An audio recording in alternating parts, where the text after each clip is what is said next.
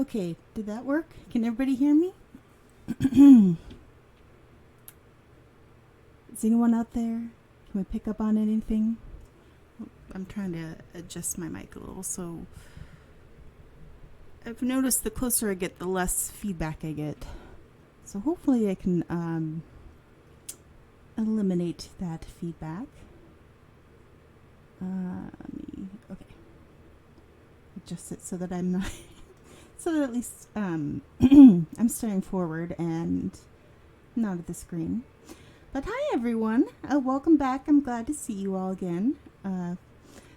Sorry for the long delay in getting up started. I had that moment where I got notification. I got a phone call from someone who said, "Hey, I'm stopping by," and I was like, "Well, wait." So, had to quickly rearrange my plans and then reschedule and try to make sure that I can make it. But here I am, and I have at least a few people who've returned. So thank you for coming in. We'll see if I can get Steam booted up. But the first thing I wanted to do was to make sure that I at least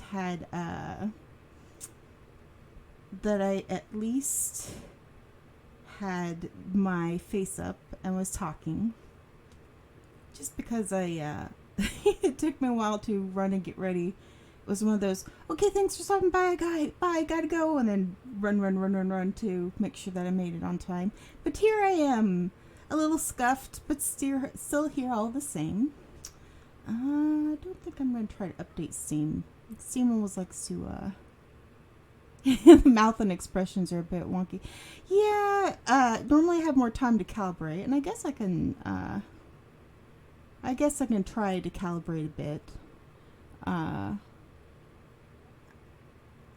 It's like I didn't have as much time to get set up, and I don't know. It's something with the VC face where every time I meddle with it, it always seems to, like, I don't know if it's like the position my camera's in or what, but I try to save my expressions or save my expressions to my face, but for some reason every time I do a different stream, or maybe it's because I move my camera, but it always it starts making weird expressions, like randomly angry, randomly sad. But I just tried to calibrate it. It seems a little weird, but I don't know. I still need to investigate some other programs and learn all the ins and outs of how to use this, just because I'm still new at it. But anyway, we are going to try to get Socrates Jones up and running. We'll see if I can actually get it all booted up. Let me pitch this real quick. We won't be using emulators today. And next we'll see if I can get Steam up and running.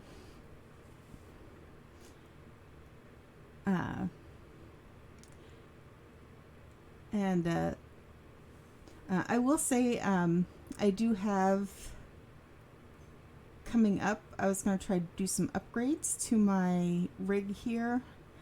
I'm trying to make sure that I in the future have a more updated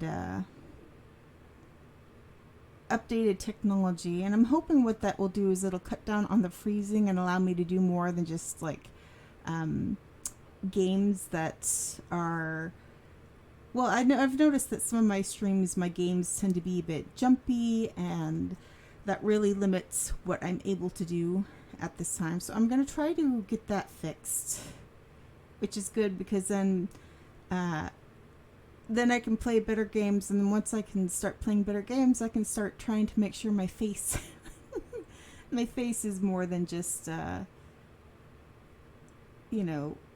the basics. So my face doesn't look wonky, and so maybe it'll be more intuitive, but this is also like a basic, very beginner rig. Plus, I'm still kind of new to VC face. I'm still figuring that out. I already had made my own little model person, and by the time I got that around, the program I was using that had really good tracking shut down.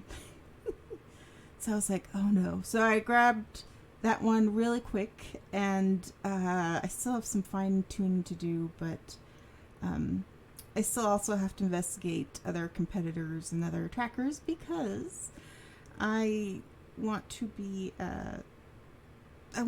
able to talk and get a response from my model. But I paid very little for the model, so I feel like that makes it okay. It's not like I spent money or anything. Or, well, let me rephrase that. I believe Vroid will allow you to make a model for free and use it just as a beginning thing. And VC Face is a free program, so take note if you're planning on getting in the biz, and also it's a good place to jump off from. We'll see how it goes. And I apologize if you're coming in after the lag. I am just basically talking my way through getting Steam to work for me. Oh, I don't even have the chat box on. Whoops.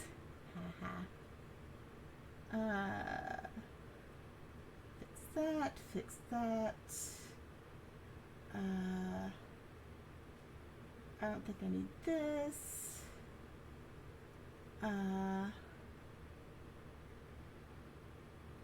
Yeah, okay. So now we got that up. And let's see if my chat box is showing up. Let's see.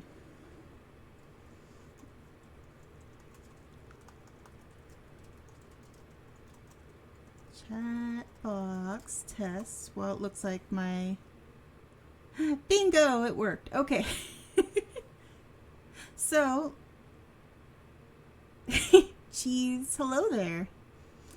Hi Vosner, thank you for joining me. I'm still getting it up and around, or at least trying to. I really jumped in late just because, I was a little busy.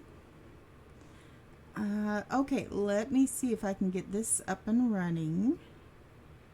Okay,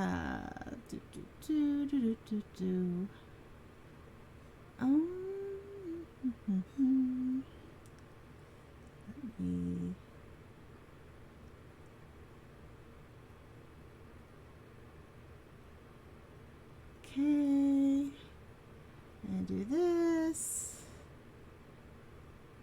and do that.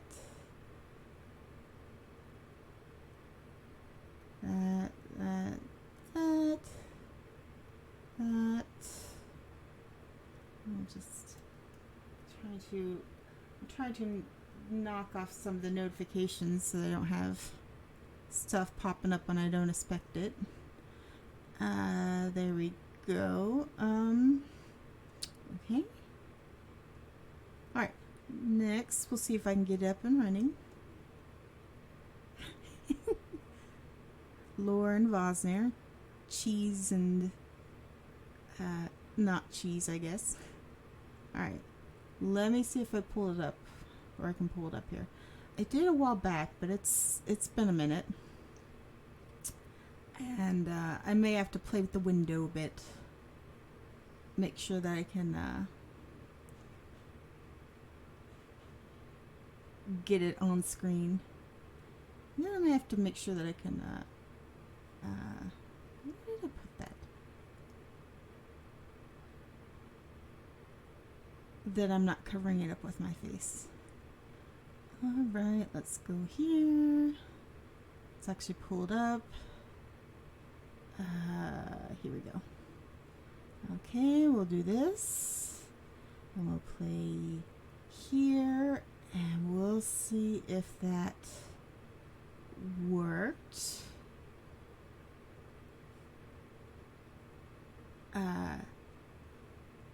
Maybe. We'll see. So yeah, so like normally, or what I've been trying to do is to get ready extra early, but like literally 30 minutes before time, it was like a thanks for coming by, running to get to my setup before I could log in. It's like, well, and I wanted to test some stuff too, but alas, life happens. And hopefully my voice is close enough. I've been trying to cut out all the fan noises in the background, because I feel like if my mic is sensitive to pick up my cat purring, then it's sensitive enough to be able to pick up. Okay, let me see if I can get this pulled up.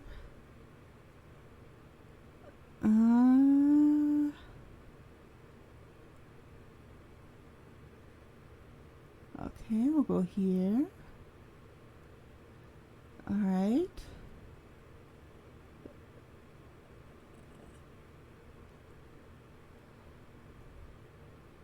Okay, I'm gonna do this. Oh, my face is in the way.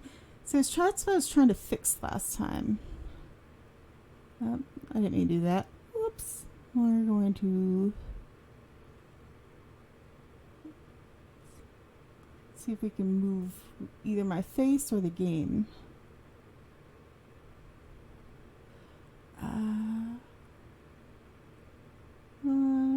I'll make myself a smaller broom. Squeeze on here.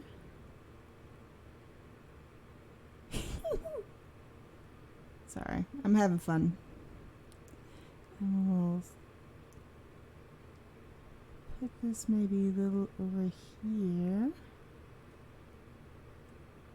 So I was trying to get a cutout of myself last time, but I guess my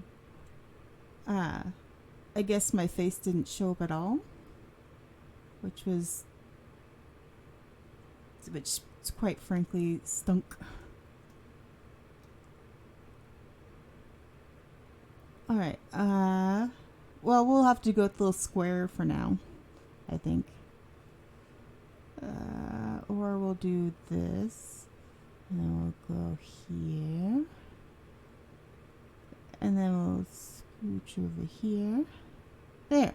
Okay. And then we'll do this.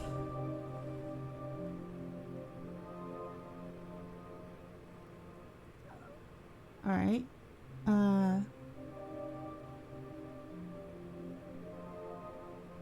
Let's see.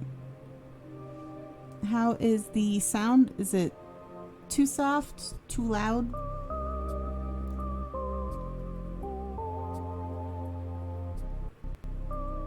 Aside from the extreme lags.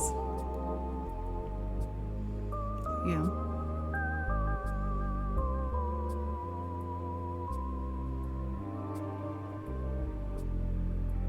Okay. Yay! Thank you, chat. Alright. So, a little backstory. I believe this was created as part of a class. Like I read the details and it said that like a philosophy class had helped make it. It was recommended to me by a friend. It contains exactly what's on the title, Lot of Philosophy. So instead of spending the entire time talking any longer, let's go ahead and start. And I apologize for the sudden drops in quality because of the or drops in the music just because of the my current amount of RAM to be remedied in the future, hopefully. All right. Oh, that is such a shaky sound. We're gonna work through it.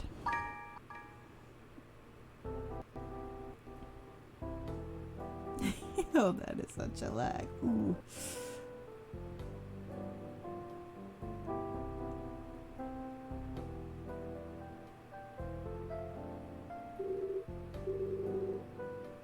morning, Ari. You ready for school? Of course. Guess what? We're talking about John Stuart Mill in class today. I like her little beret. Beret and, sorry, I laughed into my microphone. Beret and, scarf. Who? You're kidding, right? John Stuart Mill? Yuck. Oh, wait, I know him. He's a comedian, right? Moral philosopher, utilitarianism? I see. He's brilliant. Opened up my eyes to a new way to view the world. You can tell if she's an artsy person. I have no idea what that is, but I'm not going to touch it before I break it. Wait, are they... Oh, from there I was like, where are they standing? They're in his kitchen or her kitchen. ... Dad? ...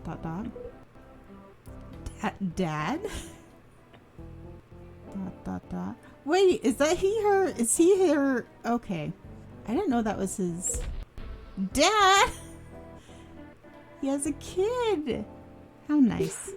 What? Huh? Were you paying attention to anything I just said?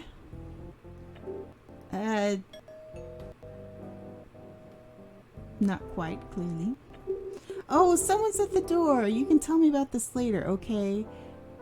Pretend you guys heard the doorbell and that my sound didn't chop it up into little pieces.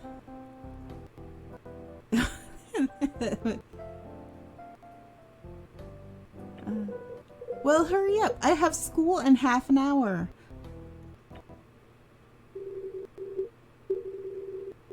My name's Socrates Jones. Everyone in my family seems to care about philosophy, but I could never really get into it.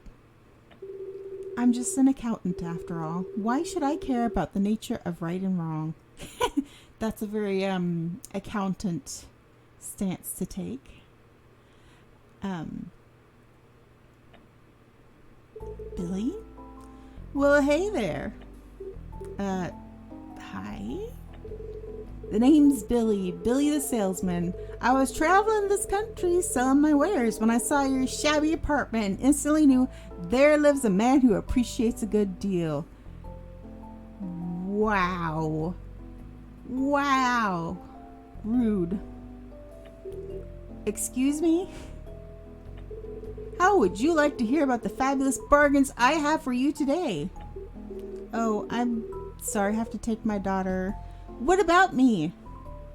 Presses X down. Alright, right? He's shady. Ari, what are you doing here? Insert Simpsons meme about this localized area. I got bored. You got bored? You have school in half an hour. What are you doing? But I just left, right? Does she not have a cell phone? Doesn't mean I can't be bored. Who's this guy? Billy the salesman. He knows a good deal when he sees one. Wink nudge. I'm glad you asked, little lady. The name's Billy the salesman. I was traveling this country when I saw, yes. Wait. Okay, is it on auto stuff? You want auto scroll? Text speed. I guess it's... Okay. Alright, well. He said, you've already said that. She said, I think we should hear him out. Okay. What? If you don't bother to at least listen, you aren't going to get anywhere. I don't know, man. If it's a salesman, the more you listen, the more likely they are to pester you. Thank you, miss. You won't regret it. I think she will. Right? Socrates, I'm pretty sure I will. Okay, Billy. Let's hear what you've got. Right. Presentation. I have a great product for you. The argument is buy my product. It's the best there is. You need my product to do what it does. You don't want those pests around. And that's what I've got for y'all. But you hardly told me anything. Horse feathers, I told you my product was the best, didn't I? What more do you need to know? Adrian Jones, this is all your fault. He didn't tell me anything. What do I do? Well, generally, one goes about getting more information by asking questions. In this case, it's probably most appropriate to ask for clarification. Oh, it's a tutorial. I forgot. If you can clear up any vagueness surrounding his ideas, you'll be in a much better position to deal with them. Right. Okay, then. Good. Most arguments are made up of multiple statements. Be sure to check them all for anything that seems vague. It's cool how it's integrated in the game. Yes, I love it when tutorials are added that way. So what do you think, partner? Are you buying? Actually, could I hear your pitch again? Sure thing, partner. Ask for clarification option added. Argument. I have a great product for you. What product? And what kind of product would this be exactly? Billy's deer repellent. Oh, okay. That wasn't so hard. Statement updated. The product I've got here is Billy's deer repellent. Okay, so it's the best there is. Can I ask for another clarification? And what do you mean by that? It's the best. It's better than the rest. It's really good at doing what it does, partner. Right. I guess there's no clarifying this bit of sales speak. Okay. You need my product to do what it does. And, what does it do? Oh, I was gonna ask why. Why, it only protects you from danger. The danger of deer. And trust me, you can use all the protection you can get. Statement updated. Well, his argument's much clearer now. Maybe I do need this deer repellent after all. Are you serious? What? Am I wrong? Dad, you can't just let an argument go unexamined, no matter how clearly stated. Especially when someone's trying to talk you into buying deer repellent. But I got him to clarify everything. What else is there to do? Come on, Dad. Yeah. Yeah, Dad. Okay, Boomer. In a situation like this, if something seems to be on shaky ground, you need to press for backing. Make sure he can support his statement with foundational ideas. Hello, I'm still here. Right, sorry, can I hear your pitch again? Again? Well, okay. Press for backing option added. The product I got here is Billy's deer repellent. It's the best there is. Can you back that statement up? Sure thing, partner.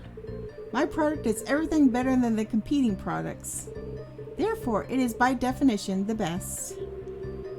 There are competing products? Well, no. But that means, without a doubt, mine's the best. Hey, maybe I should call it Billy's best deer repellent. Ellipses, ... It's the best there is. You need my product to protect you from the danger of deer. Can you back that up? Well, you never know when a deer will attack. And if you don't have my product, you'll be in quite a predicament, partner. Better to be safe than sorry. ... Hold on, I'm not sure I buy this. We're talking about deer, right? That's right. As in Bambi? Well, yeah, I guess, partner. I see. Are you really trying to tell me Bambi poses a threat to my well-being? That's going to take quite a bit of convincing. Bambi is dangerous, partner. He may look cute, but that deer's a little monster. I love his When he gets flustered, his little hat gets tipped this way. Let me tell you why deer are a menace to society. Well, our society. Presentation. They eat our crops. They steal our jobs. Okay. Every year they cause accidents and injuries. All right. Why, the only reason you're safe is that I'm here with my repellent. And there we go. As you can see, those darn deer threaten our very way of life. A threat, huh? I'm not sure if everything you said here is true. You know, Dad, in a debate you can do more than just ask questions. In fact, sometimes that just won't cut it. Oh? Sometimes you may need to challenge your opponent with a counterpoint. Some fact or observation which throws a wrench in the presumption his statement is true. For example, the fact that deer live in the woods might throw a wrench in one of Billy's statements here. If you find that statement and present this observation to counter it, you should be home free. When you get a useful idea, I'll write it down for you in the idea slate. Ooh. Deer live in the woods added to the idea slate. Oh, all right. I'll go ahead and do that then, I guess. You need to be careful, though, Dad. If you say really stupid things, you'll lose credibility with your audience. True that. From now on, your moves can... Oh, I didn't know we got a credibility meter. Oh, that's cool. If you lose all of your credibility, you will forfeit the argument. Nice. I've played this a little while back, but I forgot how fun it is. But wait, hold on. I'm just fact-checking a salesman. Who am I going to lose credibility with? Me. Damn kids. Oh. Womp womp. Okay, alright. Your face is ugly. Added to the idea slate. Oh, I get it. It's a stupid argument. Okay. Argument. They eat our crops. Not challenged because they do eat crops. They steal our jobs, but I will challenge that. Deer live in the woods, so they can't... Nonsense! Nonsense! They live in the woods. Dad, what are you doing? It's a valid argument. Making a point. They can't steal our jobs because they live in the woods. I mean, I guess, but I don't think them living in the woods is the root of the problem here. In fact, taking this approach implies you accept deer could steal our jobs. Ooh. Hear that? That's big brain stuff. Just because you can present a counterpoint doesn't mean that's the best angle of attack. You can probably do something else to refute this particular idea. Oh no! You just lost credibility. Sorry. I should be laughing at the grammar errors. Steal our jobs. What's the... Chat is saying backing. I'm going to go with chat. Really? And how exactly do they do that?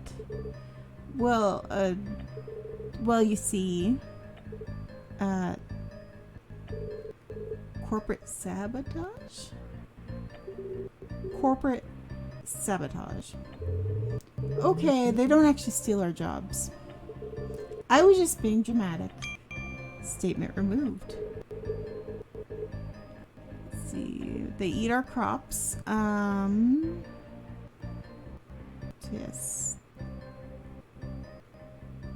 I feel like that is true. Backing. So let's see. Every year they cause accidents and injuries. And the only reason you're safe is that I'm here with my repellent. And then we will challenge that. Nonsense. Billy, can you tell me where deer most commonly reside? Forests, mountains, and plains, I reckon, right? That sounds about right. And where are we now? New York City. Exactly. So then tell me, Billy, When was the last time you heard of a deer in New York City? I can ask for clarification on the first one. If I get through this and it says it's not enough, then I will go back and ask for clarification. It's highly unlikely a deer will show up in any city, let alone in New York. Do you really think you can take credit for the fact that there are no deer around? But, gah! Way to go, Dad! Maybe if we were living in the wilderness, we would need your deer repellent. But as we live in the middle of a city, I hardly see the point. I highly doubt Bambi is going to wander down Main Street. He'd be hit in an instant. Clearly, your repellent is of no use. So I hardly think I need... Ooh. Now listen here, mister. It seems to me y'all are being unfair. I'll admit, you have a point, but you are failing to consider all the finer qualities of this here product. Is that so? It sure is. Let me explain to you what y'all are missing. Why my product is still useful to you. Argument presentation. My product comes in a fine blue casing. Each letter of the label is hand painted. My grandma toiled over the design, and clearly my product would still be useful to you. Ari, I don't think I have any evidence to counter these points. You know, even if a point is supported, it may not be related to the conclusion. If that's the case, it really doesn't matter if it's supported or not. The point has no place in being presented in the discussion. Oh, I see. It's the but what about argument. Well, maybe not. Red herring stuff. I think I get it. You're saying in such situations I should question relevance for the statement. Ooh. Well, that's what John Stuart Mill would do. Sorry. I love her teenage rebellion is to pick up philosophy, wear a beret, and put on a scarf. It's not useful for us to listen to statements that have no connection to the overall argument. If we're discussing economics, for example, it really doesn't matter how well you support the fact that purple is the best color. Of course not. We all know what green is anyway. Getting back on track. Even if the statement is relevant, questioning can be a great way to show how everything fits together. I guess I should go forward with questioning him then. Question relevance. Move added. Here we go. My product comes in a fine blue casing. Why does that matter? How is this related to your conclusion? Blue is pretty, partner. Go on. Therefore, the fact that my product is pretty makes it more useful? I don't think so. Statement removed. Each letter of the label is hand painted. How is this related to your conclusion? Art is craftsmanship. No. And things being done by machine, that's not craftsmanship. Okay, great, but how does this craftsmanship make your product more useful? ...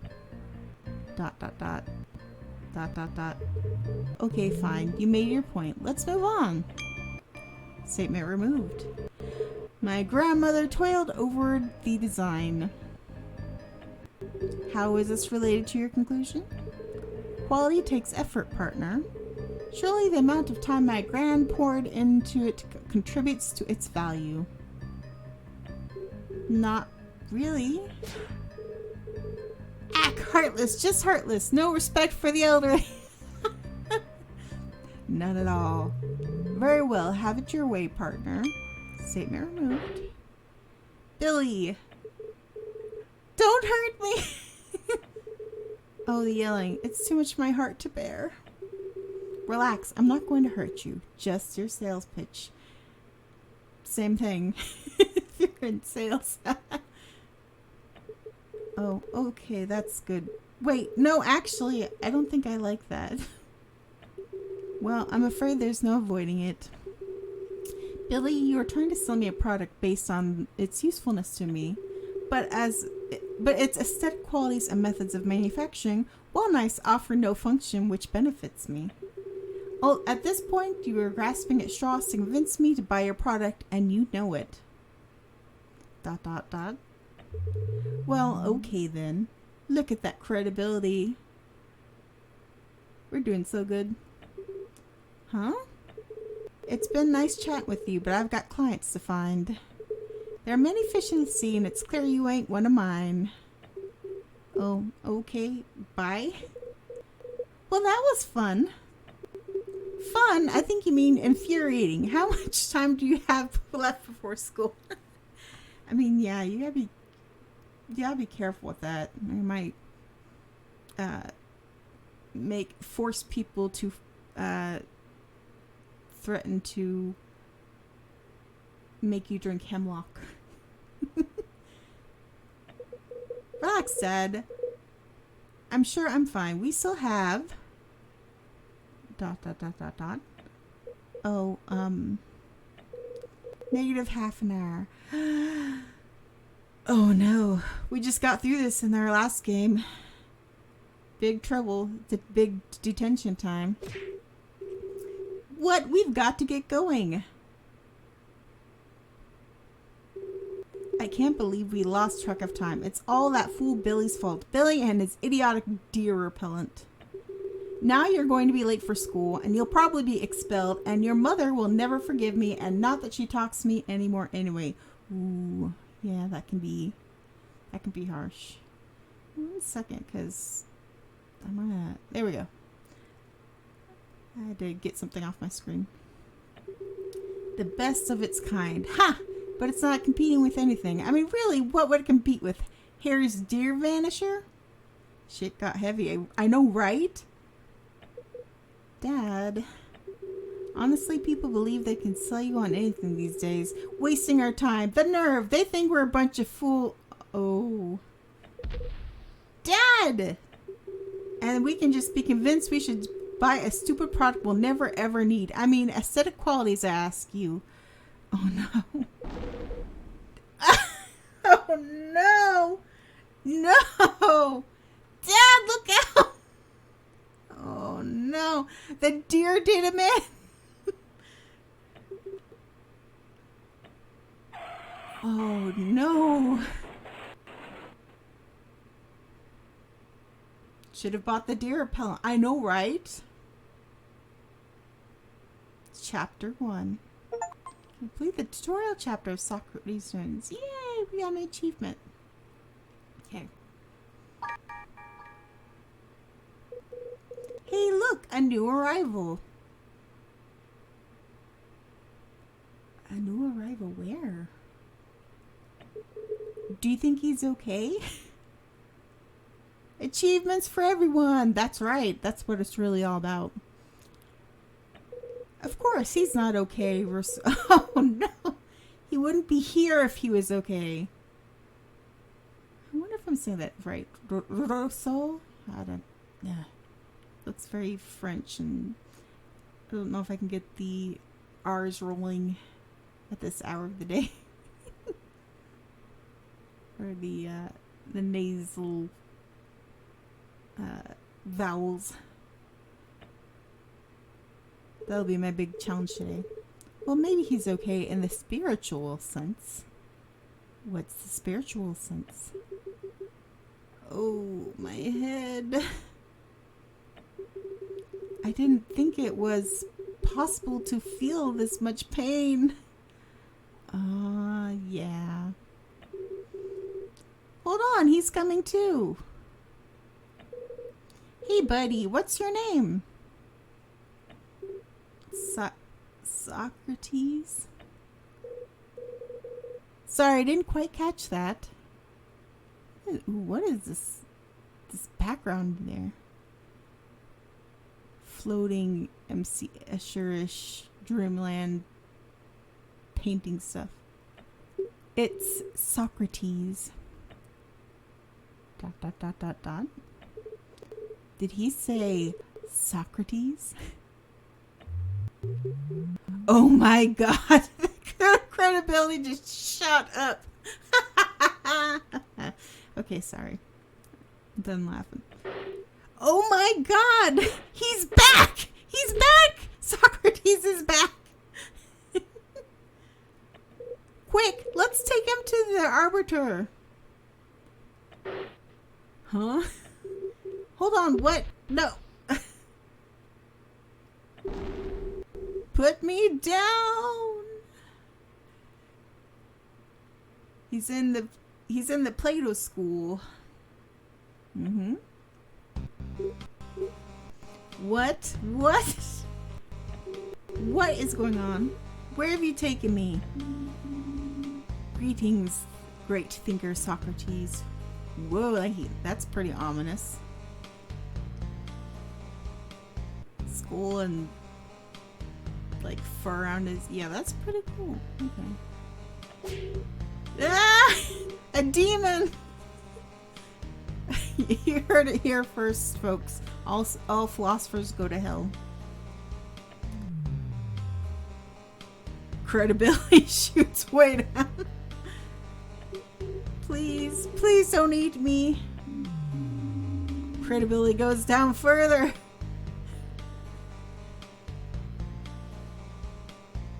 And that green skin.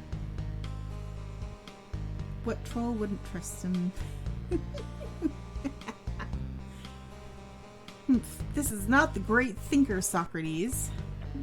The great thinker Socrates was much wiser and far more bearded. I mean, that's true. Sigh, yeah, I could have told you that. Wait, she's there? Are you? Oh, thank God you're okay. Did it hurt you? Hi, Dad. Oh, you're kin to Adrian Jones, a sharp thinker. We were just discussing the nature of existence. I love this how his little skull face gets a little like happy eyes. Like, oh yeah, we were talking about existentialism. These kids today shaving their beards and not helping on the vineyards. Send them to Sparta. I suppose I should introduce myself. I am the arbiter, overseer of the intelligible realm. The what realm? The intelligible realm, the realm of ideas. The plane from which all thought originates, and the final resting place for those who concern themselves with the art of philosophy. I knew it. The final... Wait, hold on a moment. Do not worry, Socrates. Your presence here is entirely a mistake. You are no philosopher after all. Is that good or bad? Your interesting name must have confused the existential sorting algorithm. I must have a word with Turing.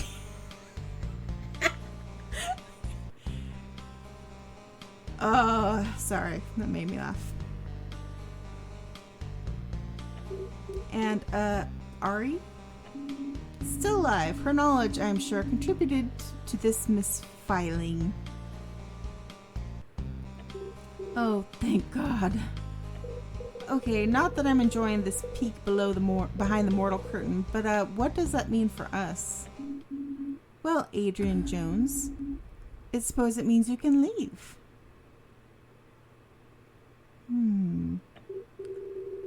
Where did that come from? That wasn't here a moment ago. Right now, in the real world, you are unconscious. Comatose may be more appropriate.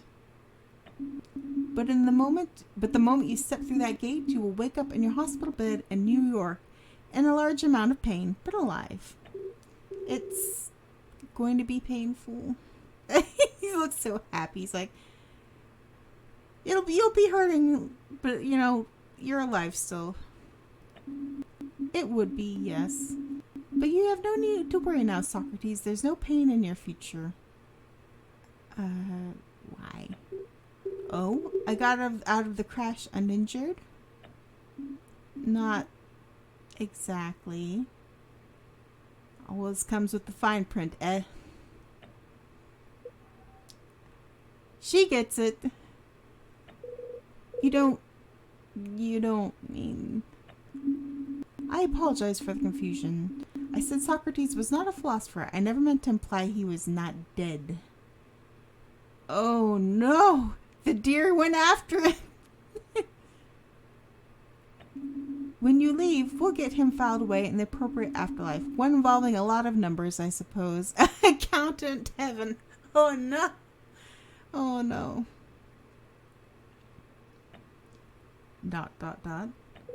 Is this a joke to you, Arbiter? I hope I'm saying that right. It's gonna be super embarrassing if later it's like I found out I mispronounced it the entire time. No, it is simply the way of the world. You have a life, he does not. There's no way he can possibly leave. But you can't just... He's my dad. Ari, stop, please. But, look, as much as I hate it, I'm not sure we can talk our way out of this one. So for now, just listen, okay? This might be the last time we get to speak. Boy, that got real grim dark. Poor Ari. Will you just know that I love you and tell your mother I'm sorry for me, please? Remember to do your homework and water the plants. And don't stay out too late. Arbiter, can I talk to you for a minute?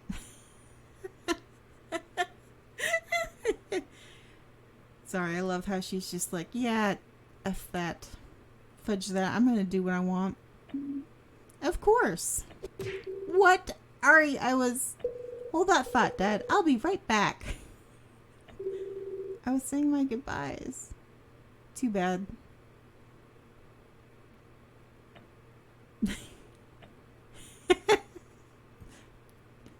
Oh, he's got to sit in sadness and silence. This is kind of killing my moment. Yeah, it kind of did. Well, Socrates, I must amend my initial statements. There is an actuality, one way out. There is, yes, an ancient wager set down by the original arbiter and reserved for the best of thinkers. After talking with your daughter, I've decided to offer you a chance at this challenge. If you can provide an answer to one of the great philosophical questions, the nature of morality, one request will be granted. An answer? Yes, a way to think about morality that is internally consistent and compatible with the realities of the world. Ooh, big challenge there. However, in this game, you are only allotted one chance, and if I find your answer insightful, I'm stuck here. Correct. All parties involved must remain here for eternity. Wait, she wagered herself? But if he is able to find the nature of morality, then we can both walk through that door. Correct. Oh, you have too much faith in your dad, kiddo. Or maybe I don't. Alright, Ari, fess up. What on earth did you do?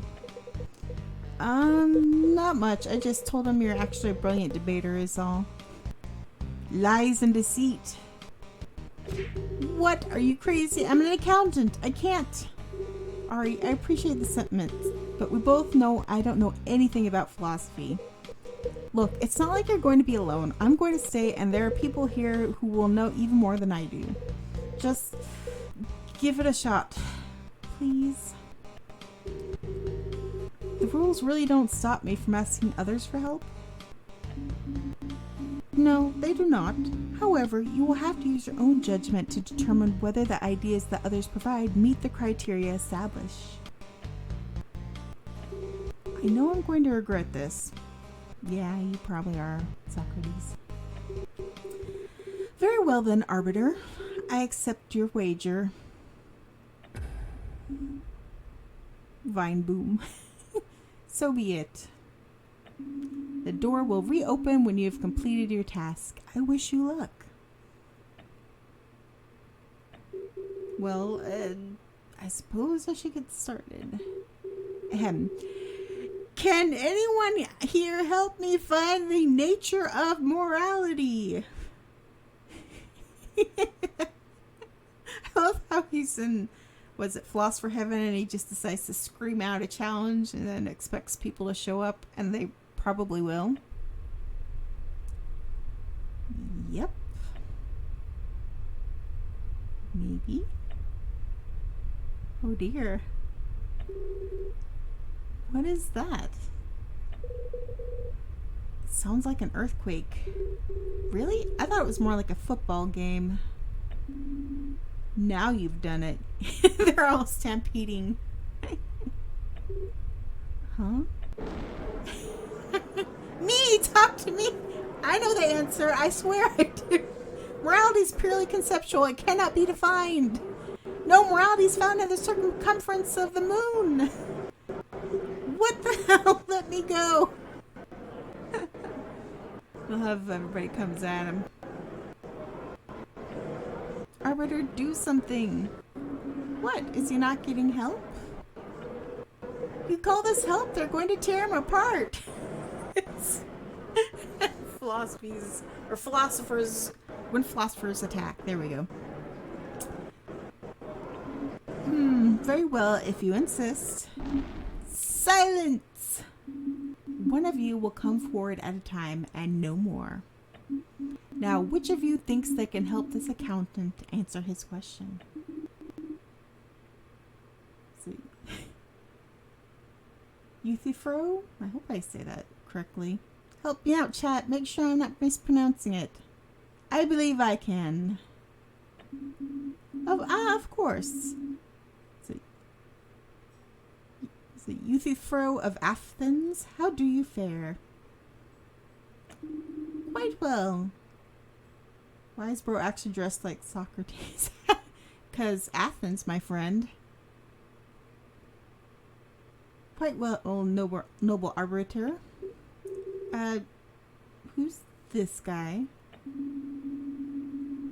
Euthyphro was a prominent religious scholar and priest back in ancient Greece. He famously debated your namesake many millennia ago. See? Told you. Athenians wear togas and have beards. Yep, that's it. That's why he's dressed like actual Socrates. Indeed, my pious ways were known and respected through the land. As a sophist, it was my job to educate those who were ignorant, such as yourself. Ah, I see. Hey, wait a minute. Listen, my child, and I shall share my insight with you. I thought that was a myth like Gyros. My religious studies have given me insight into the nature of right and wrong. Human beings are fallible and vain. They make mistakes. A god, however, is a superior being. Everyone possesses wisdom far beyond our own. Thus, whatever a god commands must be good. And there you have it, the source of morality. Mankind is flawed, added to the idea slate. Morality comes from gods, added to the idea slate. Ooh, this is getting good. I'm going to have to pause to take a sip of water. One moment.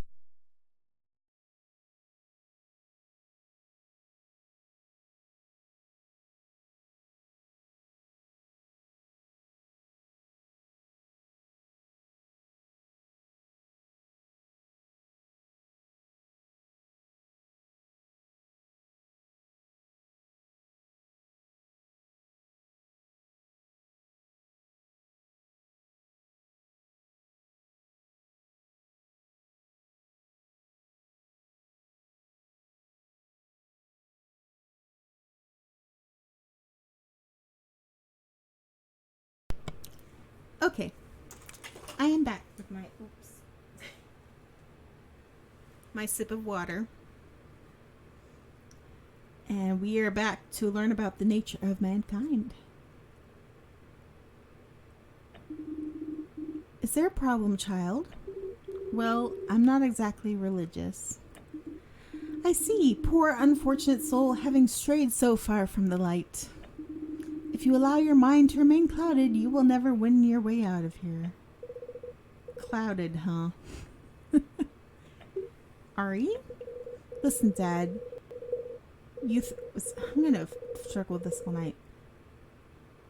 Euthyphro's argument benefits from simple nature, but I can't help but feel he's making it more simple than it actually is.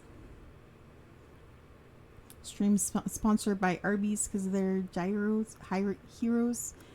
I mean, I wish, but probably not. It's too much philosophy for that. Okay, so what can I do? Sometimes, by examining an argument closely, you can find assumptions that were previously unstated. I bet you could find something here like that. More information is always useful and can help you get the bigger issues. Well, Socrates, is this the answer that you seek? I don't think I'm ready to bet my life on the gods just yet, Arbiter. Euthyphro, I think I need to ask you a few questions. Alright, Dad, good luck. Oh, we got our little options here. Okay. My religious studies have given me insight into the nature of right or wrong. So we have clarification, backing, relevance, challenge. I feel like I'm gonna have to like write notes so that I can, or mostly so that I can remember what each little thing will ask in particular.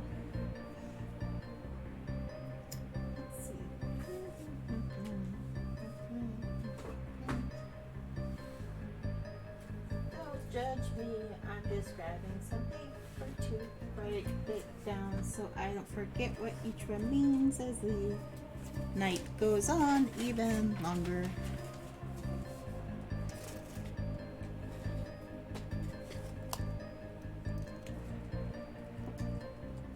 I don't usually take notes for games, but I like this so far, and I'm pretty sure that, or I'm concerned I might forget what each one does. Let me find, where did I put? One moment. Listen to the music and consider your arguments, chat.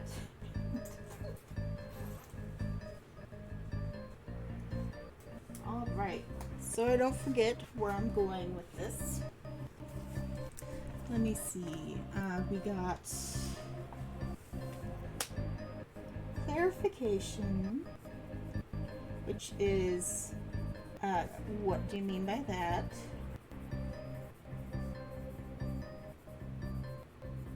And we have backing. I forget what backing is. Backing is asking for more information. Relevance is pretty self-explanatory. I thought challenge was challenge is offering another idea.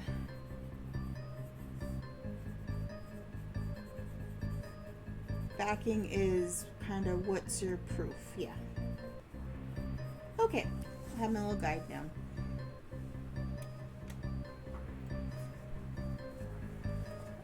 Okay, my religious studies have given me insight into the nature of right and wrong, and chat says what insights does he have and what studies, so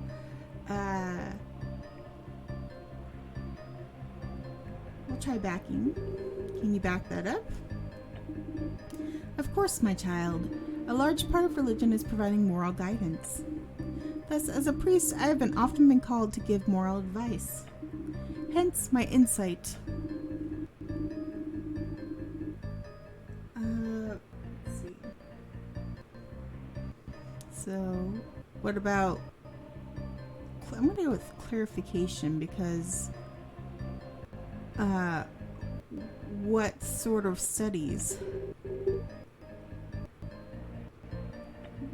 What exactly are you confused about, Socrates? I understand your mind is clouded, child, but I believe my statement is clear. My studies of religious texts have given me insight beyond your own. Ouch. So we'll go to the next one.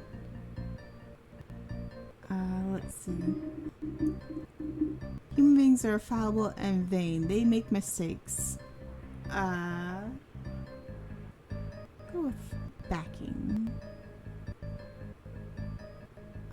Yeah, we'll go with backing. Can you back that up? Do you believe men to be perfect? Maybe. Interesting. Well, looking at you, child, I can assure you that they are not.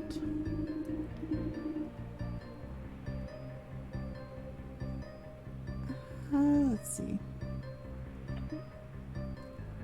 Good is what is holy, is this argument.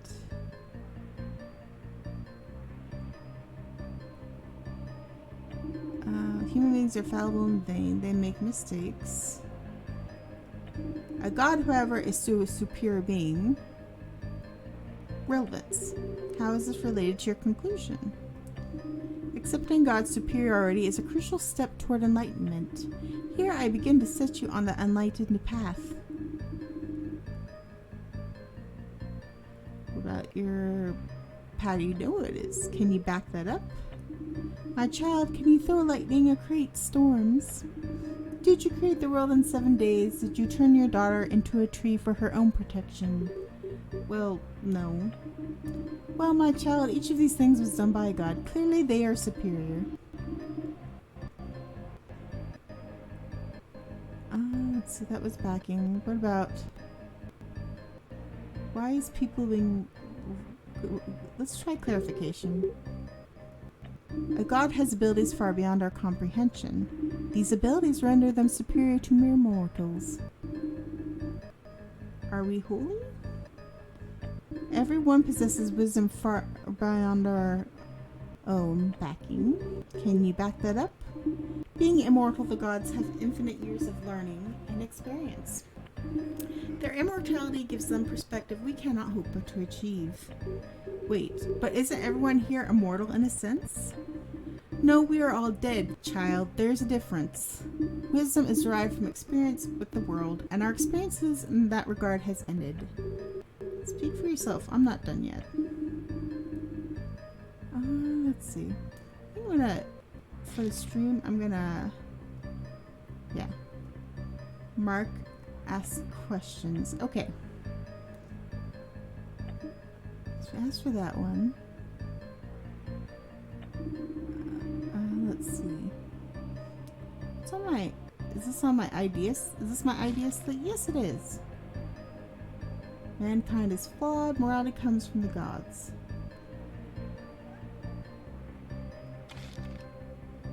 Wait, let's read that again. He believes that sentient beings are flawed and often make bad judgments. He believes good things are good because gods are like them. Well, wait.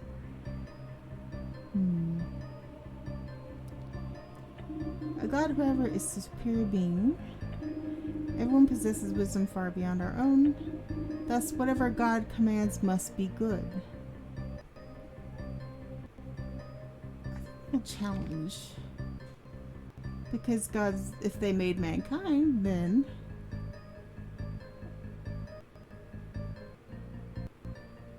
maybe. We'll try this one. So that is what is wrong with the argument. I don't know about that. Is it child? I think so. I'm not so sure. Oh, I lost credibility. What God commands must be good. How is this related to your conclusion? If there can be no sounder source of morality than the gods, then there is little reason to doubt that gods are the source of morality. Can you back that up? Who's more fit to judge morality, a wise man or a fool? The wise man, of course. As all gods have infinite wisdoms, we should defer to their judgment. Thus, gods are the ideal source of morality.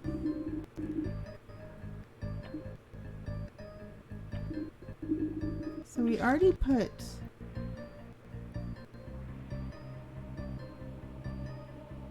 We'll try this one. That is what's wrong with the argument. Oh, wait.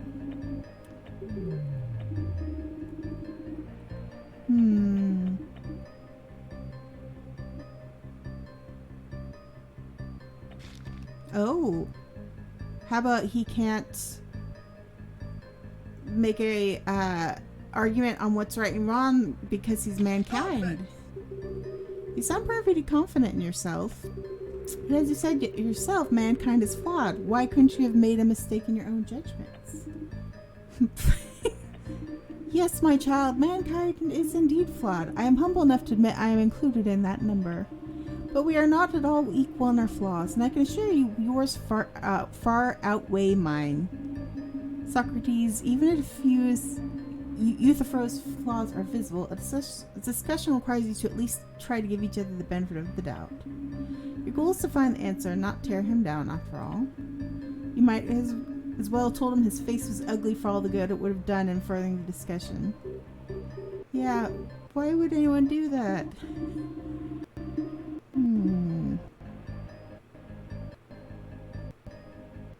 I'll try relevance. How does this relate to your argument? Let's say I was not a priest. Let's say I was an accountant like yourself. Oh, low blow. I would have little foundation upon which to discuss morality. Credibility is essential, my child. You should learn this. Hey, I'm perfectly credible. In fact, I'm incredible. Let's see. Human beings are fallible and vain. They make mistakes. Let's get some clarification. What do you mean by that? Human beings are prone to error. They often make incorrect judgments as to what is right or wrong. Is that clear now, my child? We're just going to gather information. How is this related to your conclusion? The fact human beings are vain shows that they are not as reliable as gods. Let's see. What's our idea? Let's say again.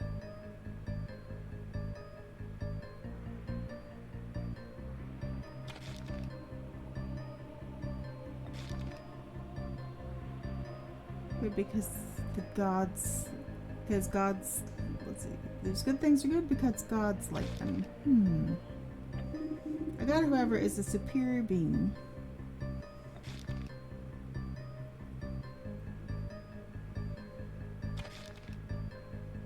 The gods created humans. How can they be flawed?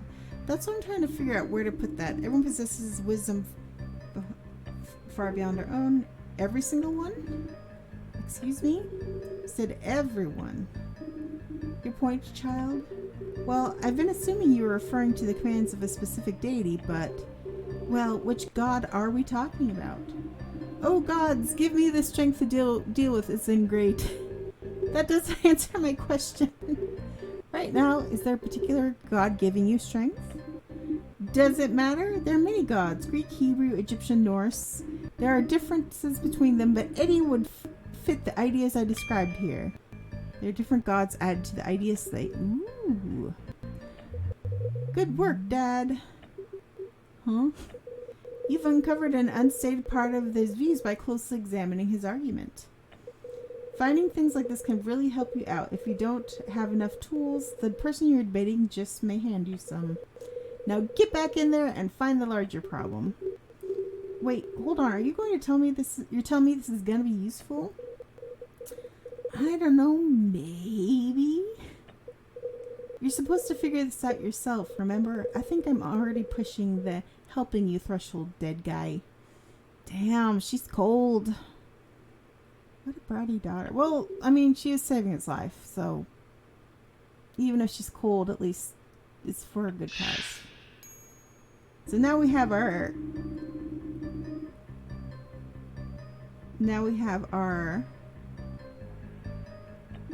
human beings are fallible and good. They make mistakes. God, however, is a superior being. Everyone possesses... let's see. That's whatever God commands must be good. So... let's see.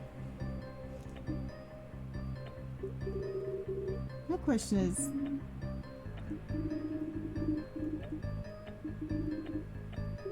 I wish I didn't have to ask them again, but I think it's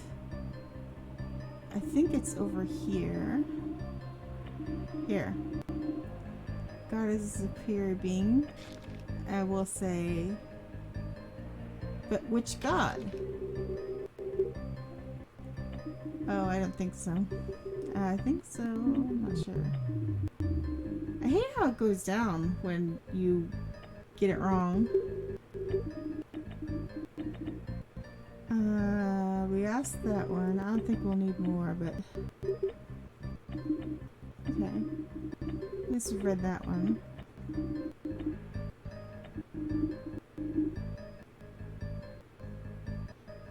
Well, I thought I already used the Floud Mankind on this one, and then...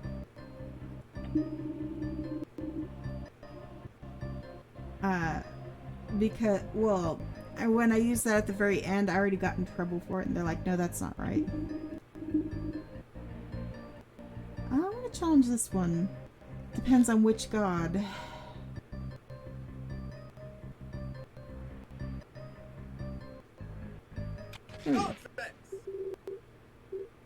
If we could stop for a moment, I'd like to clear up a few things. No, I already asked the chat. I already asked the men are flawed thing, and they were like, no, that's, you know, or it was more like they made like, I forgot what it was, but said something along the lines of like it didn't like hit. It wasn't the answer they were looking for, but anyway. You said different religions have different gods, right? Yes, child. And sometimes those gods have different views. Indeed, piety comes in many forms. Okay. Is something up, Dad? I don't know. I may have found a problem here. Really? That's great. Go ahead and present it. Dad? Sorry, this is a little intimidating. What if everyone laughs at me? Legit. Just present it, Dad. No one's going to laugh at you. This isn't some deer repellent salesman. This is the real deal. Real things are at stake here, like me. Dad, just present it. Okay. Ahem. There's a problem with your position. Is that so, child? It is so. Look, you claim morality comes from the gods, that we can trust whatever they command is right. But if the gods disagree, that puts your idea in a weird place. You yourself said we can't judge their wills for ourselves, but when different gods think different things are good, what would be actually good? What would actually be good? That would make the gods impossible to use as a source of morality. Right? Ooh.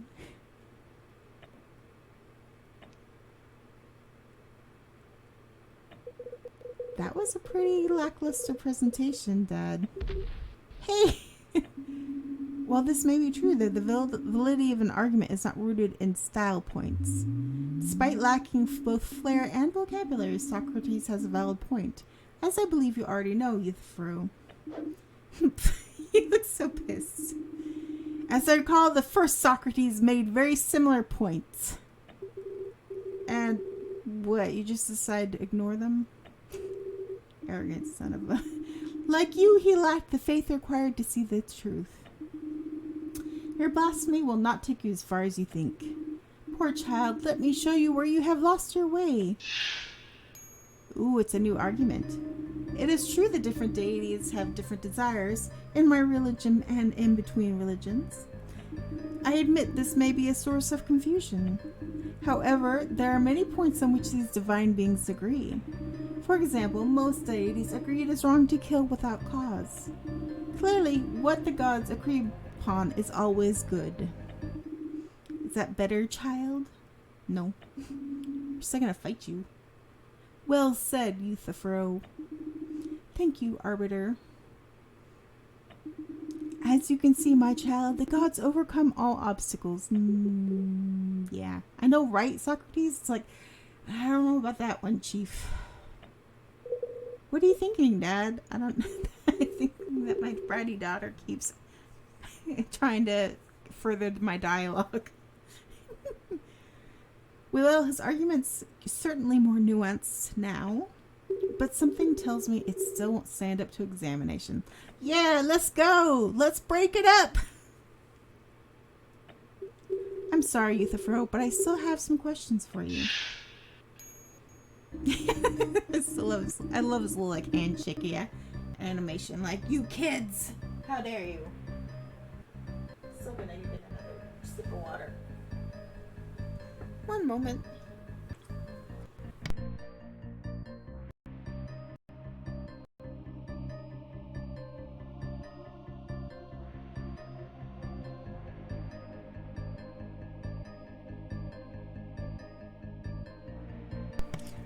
It is true, different deities have different desires. In my religion and in between religions. Backing? Can you back that up? Do I need to? You yourself supported this point 5 minutes ago. Well, yeah, but like which gods? Did you not believe it yourself? Well, I want to know if you know of more, though, too. No, I definitely...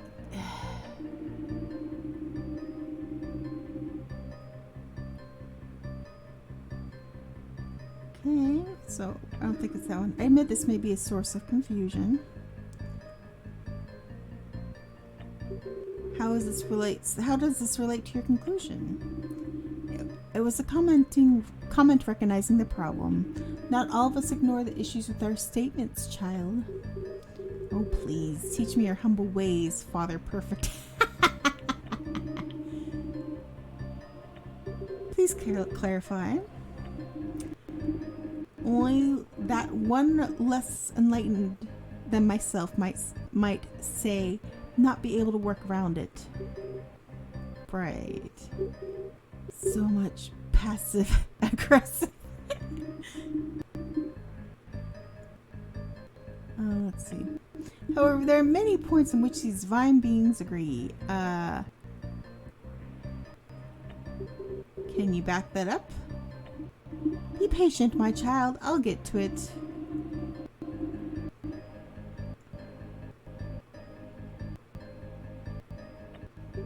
How is this related to your conclusion? The fact that gods can agree is essential to debunking your ridiculous objection. What do you mean by that? And the reason I'm going for this one is because, like, if they can agree, they can also disagree, though. Like, saying they agree on many things doesn't mean that they agree enough to be moral. You know what I mean? Just because gods disagree on some things. Yes! Oh, wait, no. But what about that in reverse? Like, for example, most deities agree it's wrong to kill without cause. But not all, right?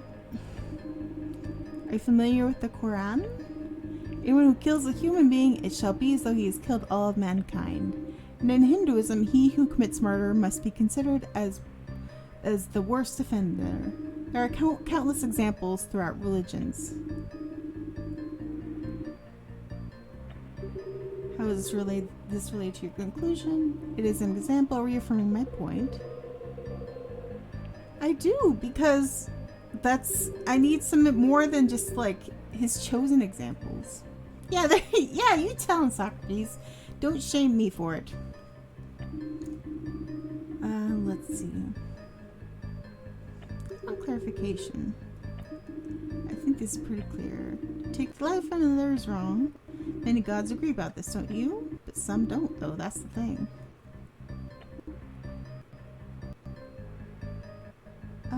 We'll just do backing just in case. There, my statement is back. Okay. The idea is slight. Let's see. One of them is there are different gods, morality comes from gods, and mankind is flawed. What do you mean by that? Is your objection? Yeah, okay.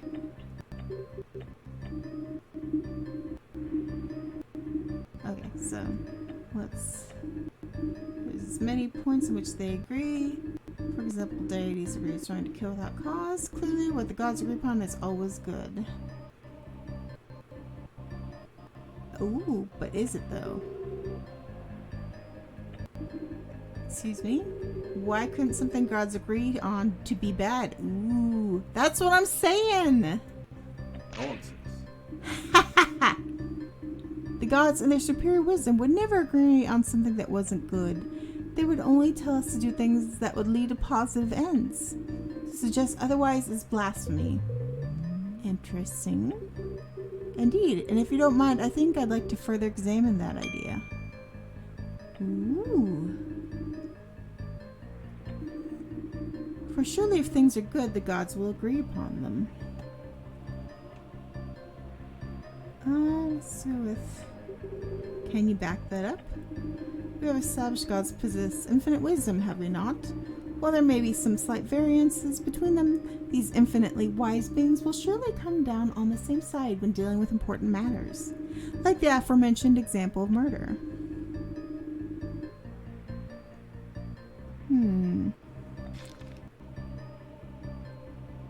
They're different gods.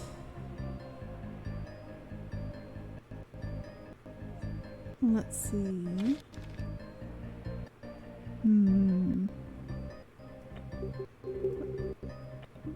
If the gods look at something, they would not all agree upon it unless it was clearly moral or immoral. Oh, let's see.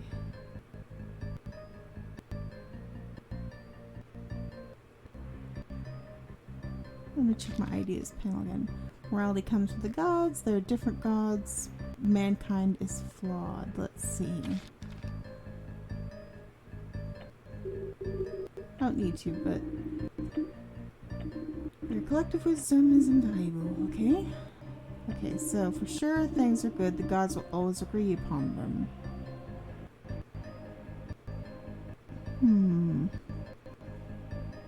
I feel like there's something more to this.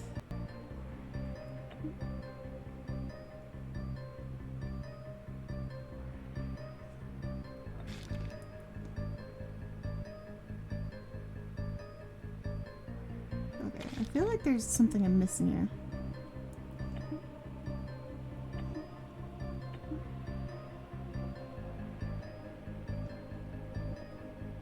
Maybe it is true different deities have different desires, and my religion am in between religions. But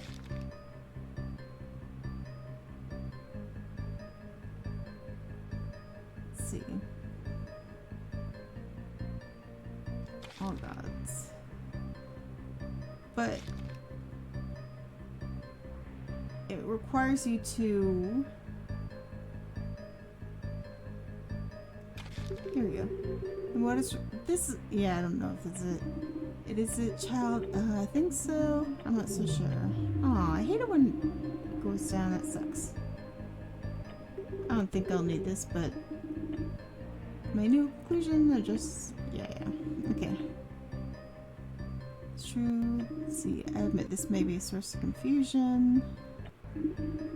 However, there are many points in which they'd agree. For example, most deities. Clearly, what the gods agree upon is always good, but for surely if things are good, the gods will agree upon them. That's like a... that's a weird statement. Like, I wonder how to get where it's like a... It feels like it's this, an incorrect. If A is true, then B must be true. Or that sort of thing. I forget the type of it, like... It's like, if this is true, this must also be true, but that's not necessarily true. But how do I challenge that?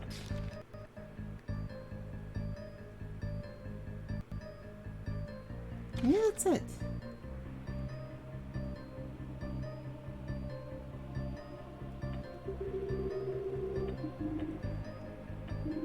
I think I'm gonna try that with the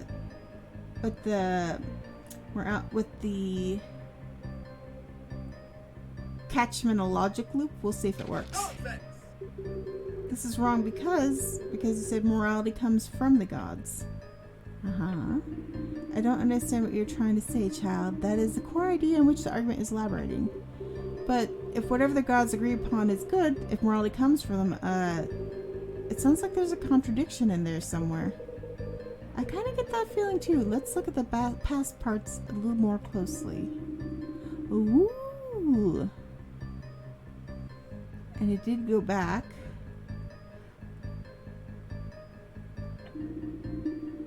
Oh, Okay, so it went back. I think it went back, and I bet you it's...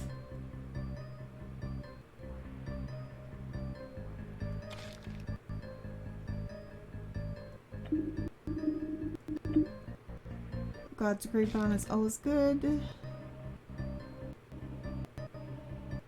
We'll try this one. That was wrong because you said morality comes from the gods. Oh, is that, did I accidentally... I think I said it twice by accident. Yeah, okay. Most studies agree is wrong without a cause.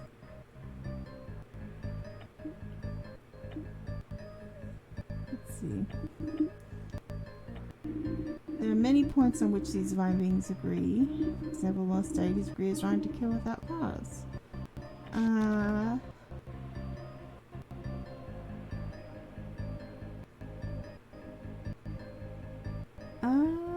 Let's see. This is tough.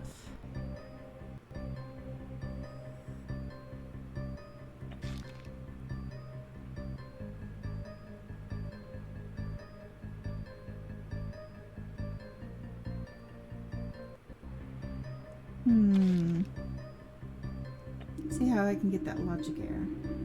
Greed is wrong to kill without cause. I don't know. We'll try this. You yourself are admitting that there are many gods, and sure most gods would agree upon this, but what about the ones who disagree? Or the gods who are just plain evil, like Hades, for example? But what? My child, the keeper of the dead isn't evil. I mean, he really wasn't. He was in the movie. Look, it doesn't matter. The question is, how does that factor into your philosophy? I was very careful to outline the fact that this philosophy is based on the divine majority. I suppose there could be outliers, but ultimately they would be insignificant. Ooh, there we go. Let's see. Most would agree.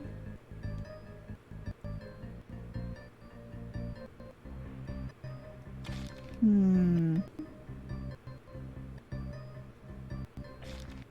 see.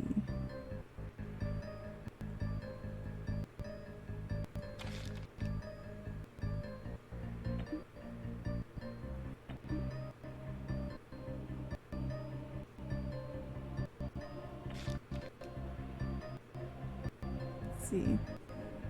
I'll try this one. Oh yeah, I've already...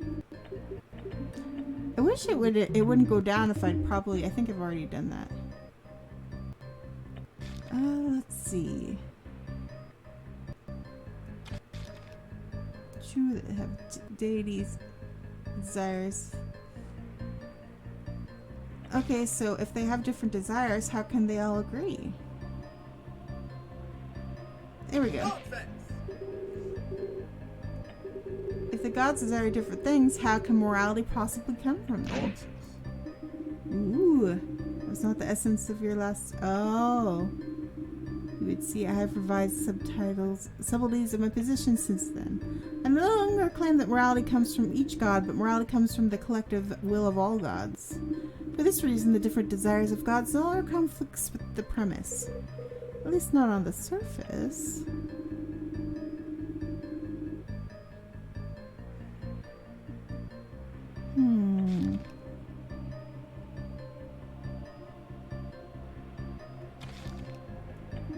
Limits may be a source of confusion. However, there are many points on which these divine beings agree, but there are still... We'll try this one.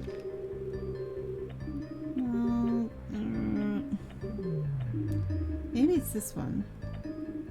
Most days agrees. But... Here we go, let's try it. Hold on. You yourself admit there are many gods. And sure, most gods agree that killing is wrong. But what about the ones who disagree? Or the gods who are just plain evil? Oh, that's right. I already asked this one.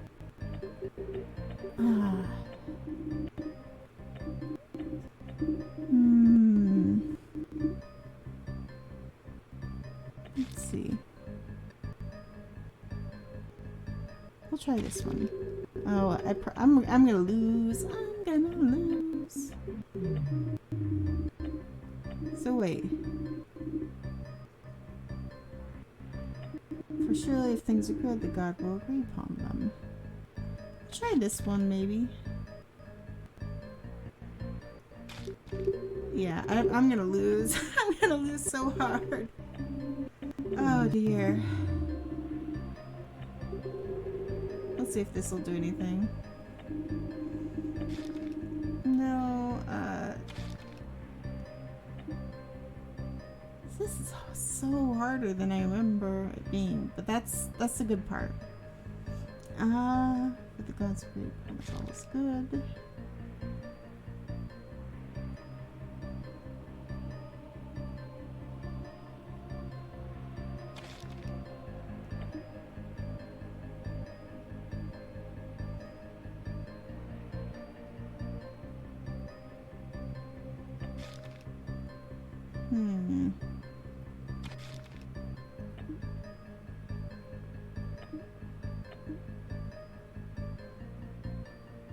So let's try. Hold on.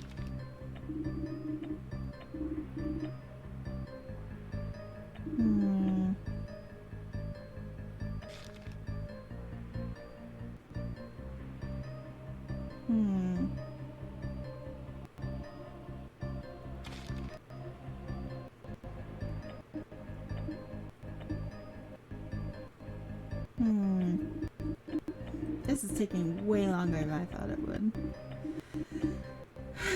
Let's see.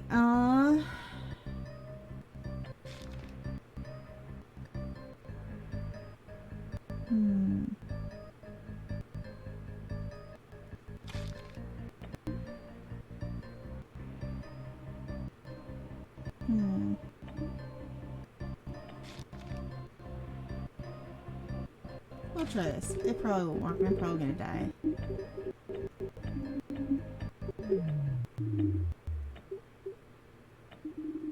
Piety is one thing, but blasphemy is directionless. I cannot teach you anything if you cannot make room of your skull of yours. Wait, hold on. No, my sermon is over. Goodbye, child. That was that. No one else was interested in debating me after that. Who was I kidding? I'm over my head. I'm no philosopher. I'm sorry, Ari. I know you believed in me, but you're going to have to manage on your own now. Did it save though? No, I don't want to. Main menu. I didn't save, did I? Oh, I can go to chapters. Oh, thank God.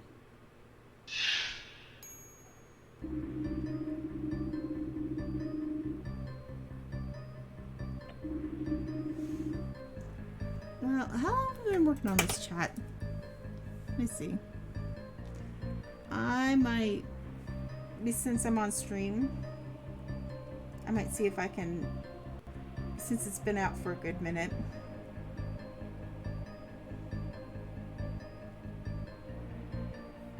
So I'm not like sitting here on stream too long.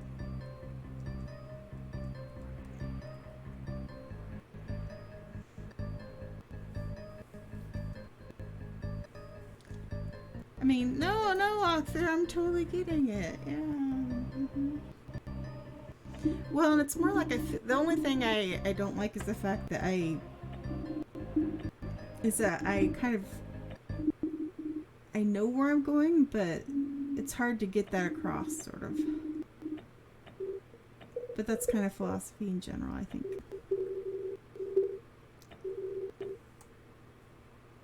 All right.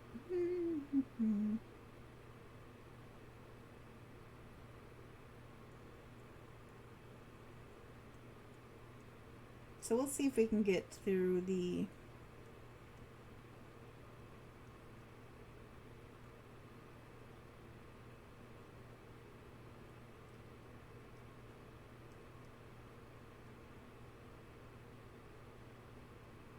Okay. Okay. Okay, here we go.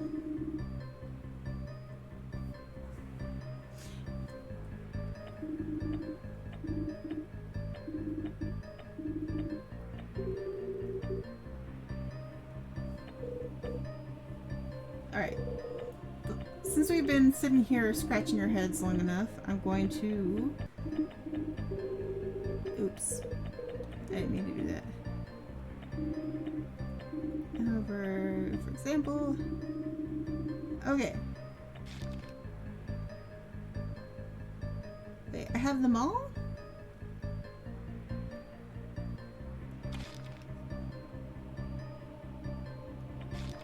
Wait a second. Okay, let's try, since I already failed horribly once, we'll try... Okay. Here we go. That's wrong because you said morality comes from the gods. I don't understand what you're trying to say. That is the core idea in which the argument is elaborating. But if whatever the gods agree upon is good, if morality comes from them, it sounds like there's a contradiction in there somewhere. Let's look at these bits more closely.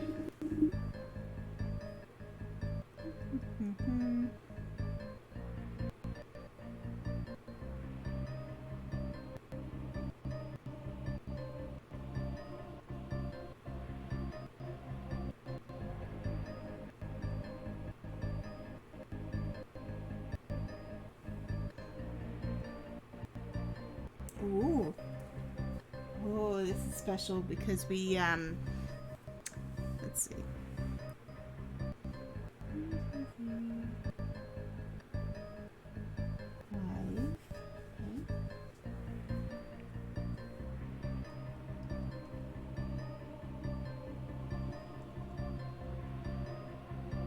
Okay, here we go. Can you back that up? Excuse me. Why couldn't something like the gods agree on be bad? Nonsense. The gods in their superior wisdom would never agree on something that wasn't good. They would only tell us to do things that would lead to positive ends. To suggest otherwise is blasphemy. Interesting. Indeed, and if you don't mind, I think I'd like to further examine that idea.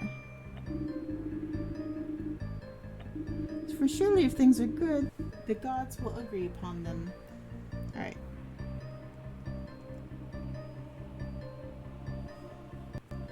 Okay, so try this one. Here we go. What now, child? It's got angry eyebrows. Yeesh, he's glaring at me again. He sure is. He sure is. ... No, pull yourself together, Socrates. You have a point to make, so make it. Did you intend to speak, child, or did you just shout nonsense for your own amusement? A little column A, a little of column B. Right, sorry. Okay, Euthyphro, the core of your argument is that morality comes from the gods, right? Yes, my child. And this is true because gods would only command what is good, right? Also true, there may be hope for you yet. Is that so? Because I think you just revealed a major problem with your argument. What? He looks so sad. I have no idea what you mean, child. Really? Well then, let me ask you one last question. Are things good because gods command them? Or do gods merely command things because they are good? Ooh, you've got him now. But, what? Look, Euthyphro, you have said over and over the gods would never ask us to do something bad. That they restrict their commands to things that would be good for mankind. But in order for this to be true, wouldn't the things they command have to already be good? They would need to have value rooted in something other than the gods. Ooh, nice catch, Dad. Fact is, even in a world where gods existed, they could not be the source of good. They would merely serve to point out good things which already exist. Ooh, not bad. Good things are good because of other things.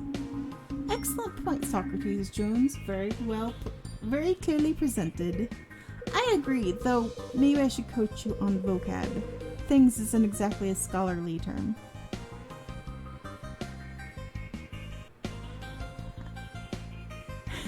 Check out that eye twitch. thanks, but I'm most concerned with Euthyphro's thoughts. What do you say, Euthyphro? Are moral actions good because the gods command them, or do the gods command moral actions because they are good? No. No! Just as I thought, you've got nothing. You talk a big game, but you clearly haven't thought your points through. There's no way I could accept this argument as my own. It's too holy. Okay. Go home, Socrates. That one was bad. Insolent wretch. Insolent, excuse me. I tried to help save you, and this is how you repay me.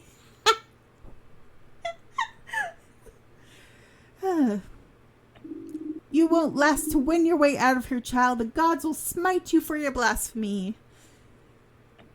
Will they? Somehow I think I'll be just fine. I've already died once. After all, what more could happen? Ooh. Double win. There are no limits to the extent of smiting. Just you wait. I'm gonna go tell my mom. You will be nothing but a pile of dust, of smolder. A warning to all who dare insult the gods. Silence! I believe we've heard enough from you, Euthyphro. Socrates was right to question you in the end. Your philosophy failed to measure up. Go ahead and reflect upon this.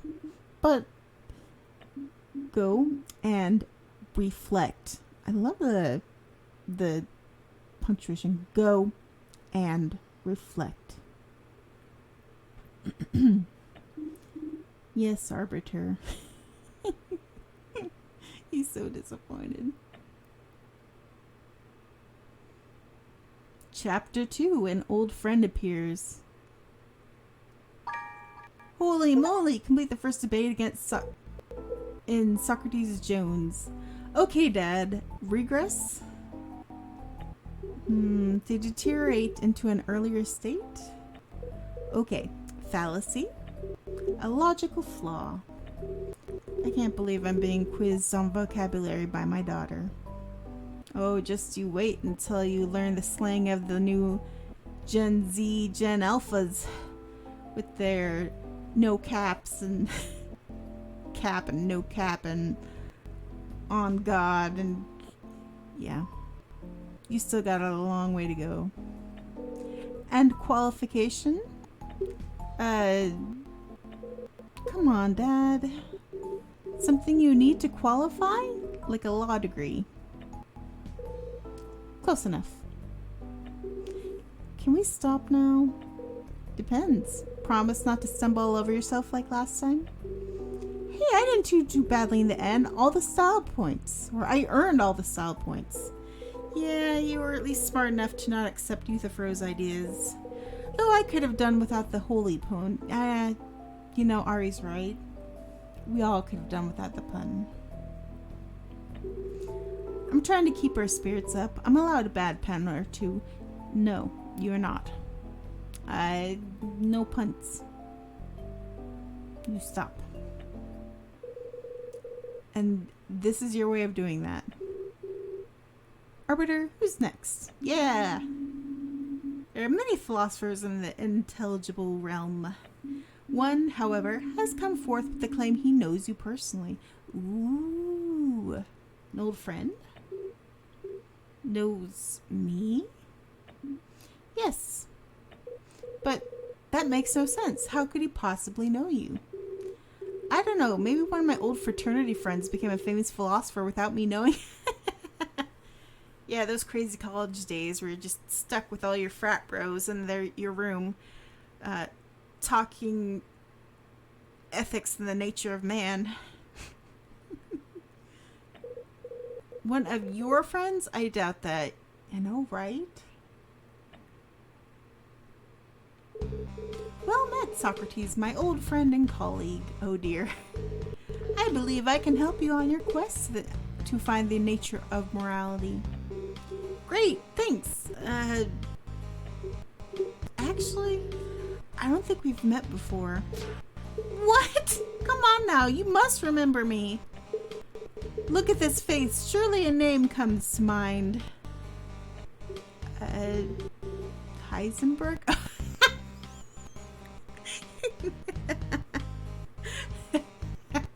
Oh, that's great.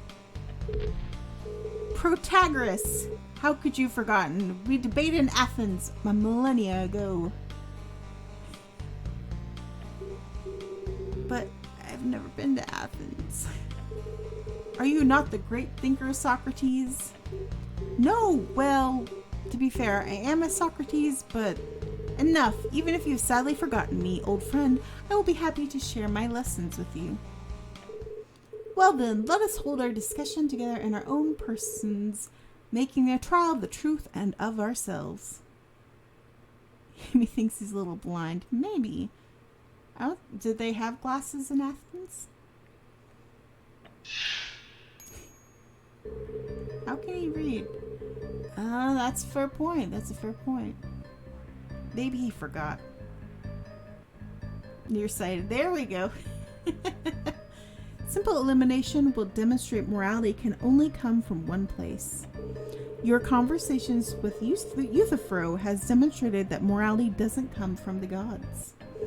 And clearly morality does not originate from the rocks and the trees. Thus, the only possible source of morality is human valuing. As you can see, man is truly the measure of all things. I hope my lesson was informative, my old friend. He's so happy. I've told you, Pythagoras, I don't know you. I got his name wrong.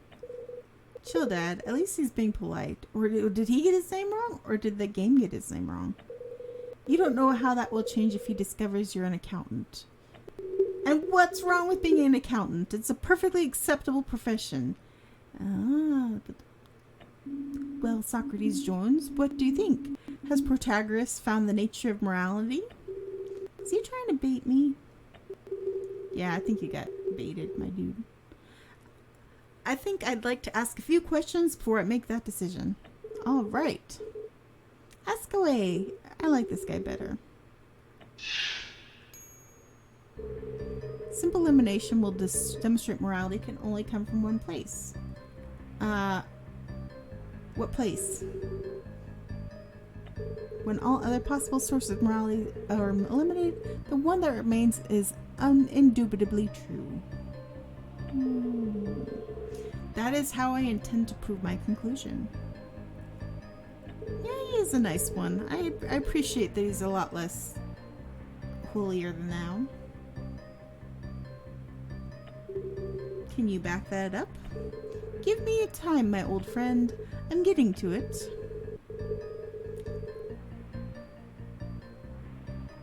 Oh, we'll just try. I am describing the method I will use to prove my thesis. See, I like this. I like this a little bit better. Okay, let's keep going.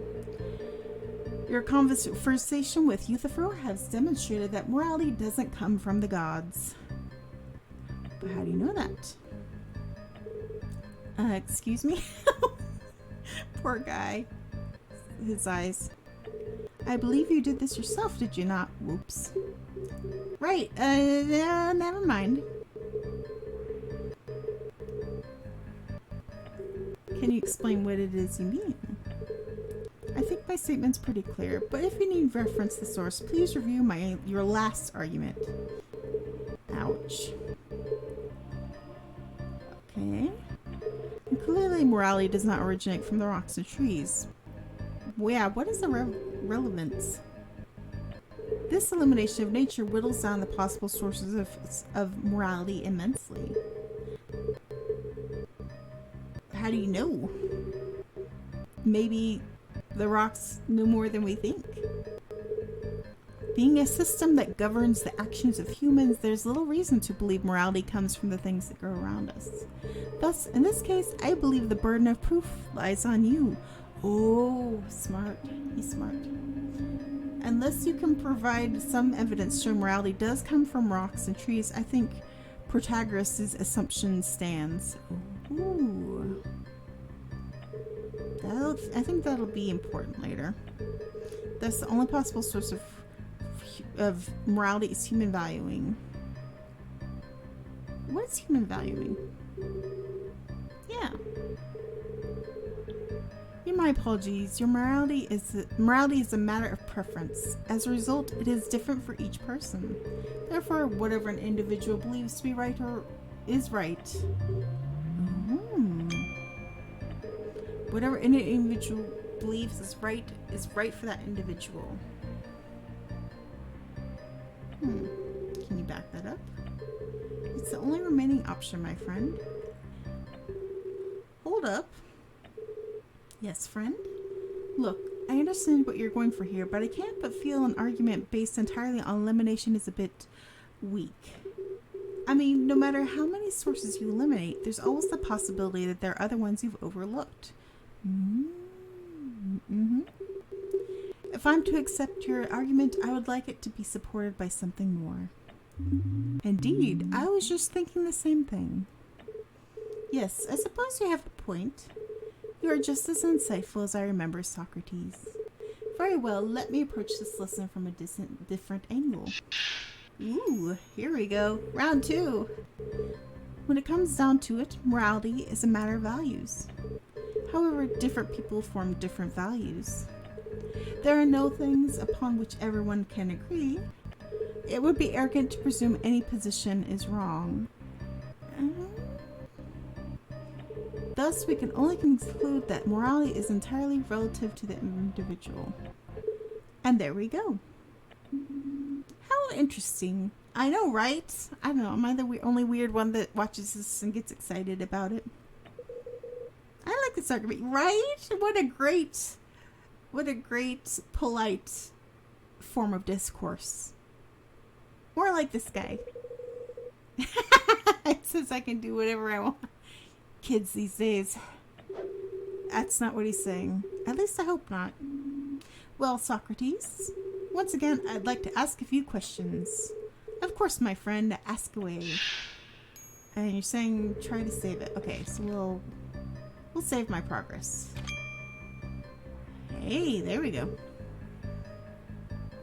I'm gonna get another drink real quick.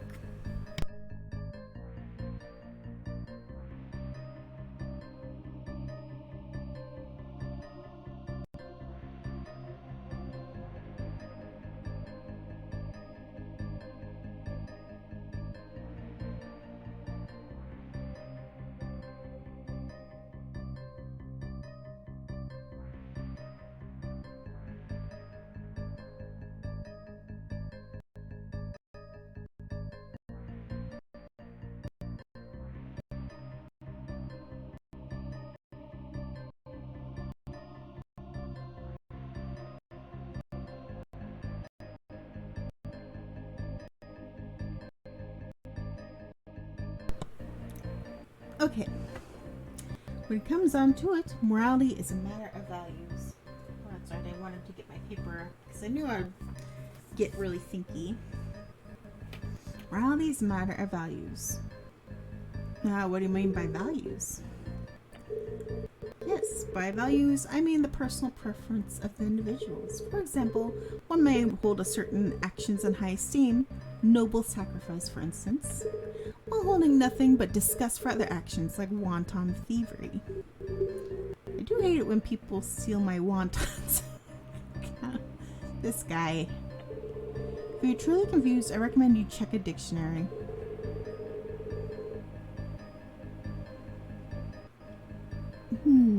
Why is it values, though? I don't believe I need to. That definition of morality is values what distinguishes between right or wrong, is it not? So I think my statement stands firm. Alright then. Okay. How are different people form different values? I think this is... There are no things upon which everyone can agree. I find that hard to believe. You seem to remember old Athenian democracy, do you not? Nope. No, he doesn't know, guys. Well then, surely you must also remember that on most issues, people disagreed on what was the right way to vote. Some history for you there, I think. Some thought our penalties for crime were too harsh, while others thought our penalties were not harsh enough. Why, as you know, it was even argued you should be put to death for speaking out. And then he was. Wait, what?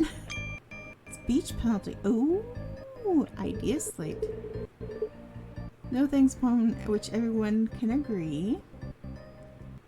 It would be arrogant to presume that any position is wrong. Well, according to some people, believe that those who speak out should be put to death. Well, if it's arrogant to presume that any position is wrong, then why were people not allowed to speak? Because you can't disagree if you can't speak at all, right? Hold it right there, old friend. I still can't buy your argument. You claim it's impossible to say someone else's values are wrong, but that's simply not true. Oh, come now, old friend. Not impossible, arrogant. Do you really believe we can say one who believes eating pie is more moral than another person? I'd like to put forth a different example. You yourself said there were individuals who believe that those who speak out should be executed, did you not? Well, of course. I was thinking about the position of these individuals. And it occurred to me, without a free and open debate, we wouldn't even be able to discuss the things we are here. Ooh, excellent observation, Socrates. Now we're going. Thank you, Arbiter. Protagoras, just for a moment, consider the consequences of that argument. Take note, people. The more when you use strict speech, you have to agree upon all speech. If free, see? If free speech were punished, so society would stagnate. Science and thought would come to a halt. There's that little resolution theme music, I know, right? Such side effects should not result from logical thinking. But, guys, free speech is one of many things now considered to be rights. Societies improved by their existence. Can you really argue that those who believe such things should be persecuted have validity? I hardly think it arrogant to express doubts in this position. Dad, this is actually kind of impressive. Indeed, well constructed, Socrates. The fact is, while you can argue most things are based upon the individual, your philosophy falls apart when dealing with extremes. Such positions are indefensible regardless of what an individual thinks. And thus, morality cannot be entirely determined by the individual. Nonsense! Ooh. I appreciate the energy, old friend, and you've raised some good points. I must confess, though, I am a little confused as to why you have suddenly changed your position on free speech. Wait, what? The original Socrates was anti-free speech, Dad. He would be. Weird. He's quite a card. Though, come to think of it, that didn't stop him from complaining when he was put to death for blasphemy. Not just blasphemy, but just being a pain in everybody's behind. Everyone makes mistakes. Oh, regardless, my counter argument is solid, right? No, not quite. Ooh, here we go. You raised some good points, but not perfect points. Ooh. Give me a moment and I will show you the flaws in what you just proposed. Ooh, let me save it.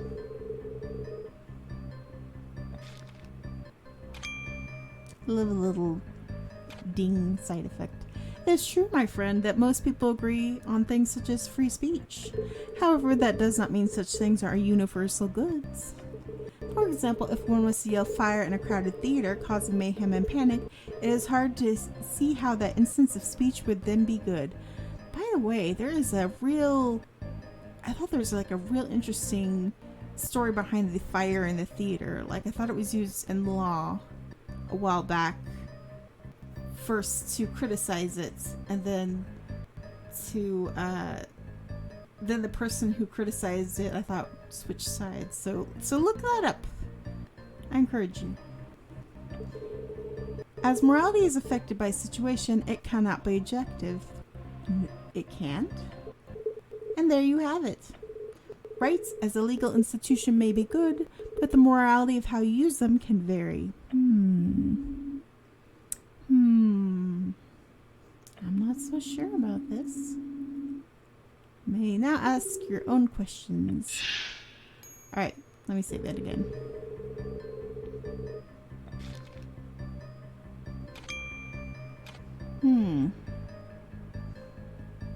Well, what do you mean by most things?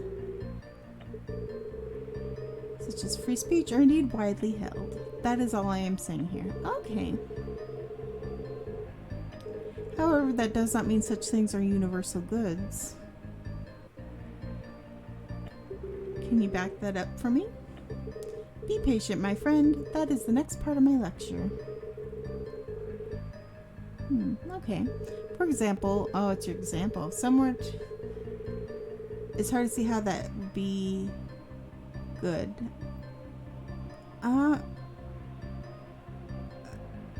But it can be good though. What if you thought it was?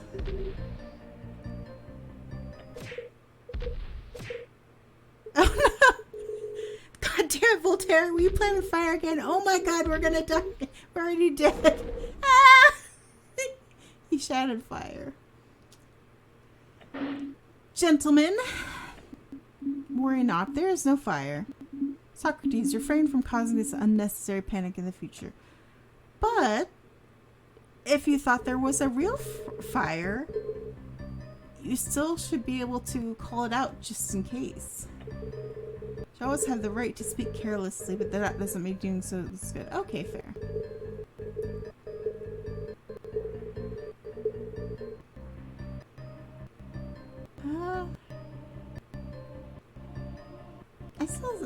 We'll ask this real quick. I'm providing examples supporting my objection. In this case, I chose my counterexample because it deals directly with your free speech example. Okay. What do I have up here, by the way? Just the speech penalty? We'll see. As morality is affected by situation, it cannot be objective. Can you back that up? I think I just did.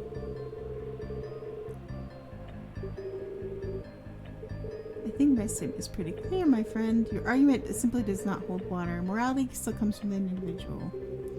Is that what he's saying?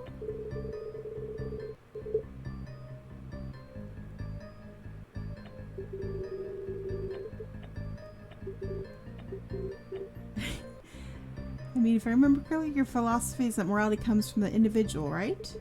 Yes, my friend, that is correct. I see. Protagoras, you have indeed raised an interesting counterpoint to mine. Thank you, old friend. Does that mean you're ready to accept the validity of my teachings? On the contrary, you see, you've also demonstrated why it would be foolish to do so. What? You just argue that morality can be affected by situation, correct? Yes.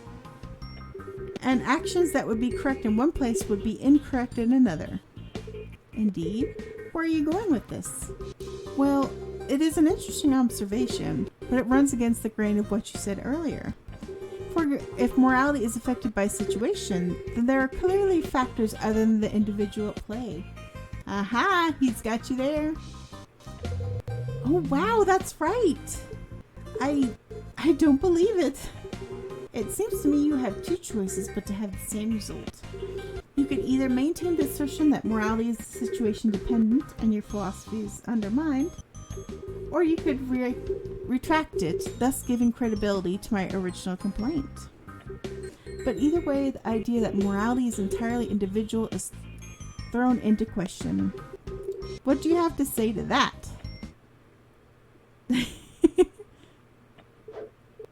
Socrates, Your old rhetorical techniques have not dulled in all these years. I love it. Perhaps my position is indeed on the shakier ground than I realize. I love how he's like, instead of getting mad, he's like, man, you old card. You always were good at messing up arguments. Good old Socrates. You have given me much to consider. I could write a thesis on it all. And you too, Protagoras. Yeah, we like him. You just may have been onto something with your ideas that correct action can be changed based on situation. Finding out why it does, that's going to be the hard part. Protagoras, you are dismissed. Thank you for your input. Even the arbiter's got little, he's happy. See, because we like Protagoras. Thank you, Arbiter. Socrates, I believe you have it in you to win this great wager. Just as you did before. Wait, what? Yeah, wait, what? Did before? Goodbye, my old friend.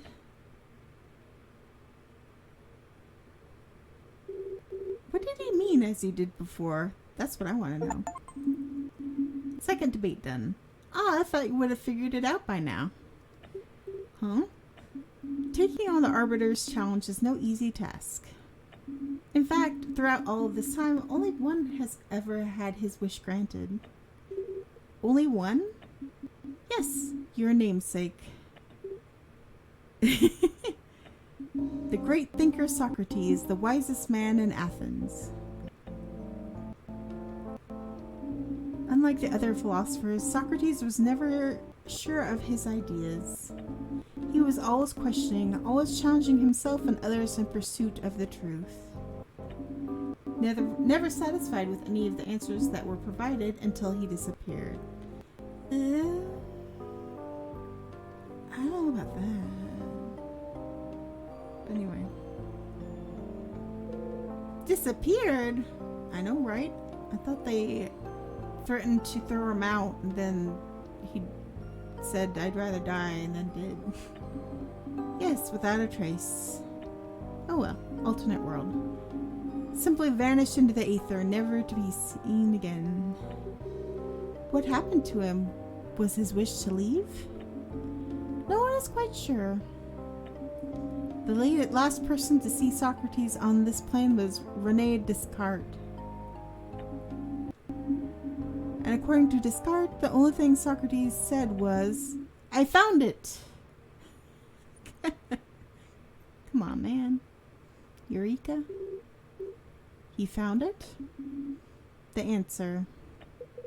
Wow. That's my namesake? I really hope I'm not expected to live up to that. I got bad news for you, buddy. Chapter 3, The Social Contract. Let me see how many chapters there are. I don't know if we'll be able to finish this tonight. I might have misjudged it. Let's see. Let's see. We'll do chapter 3, and then I think next week we'll start with chapter 4.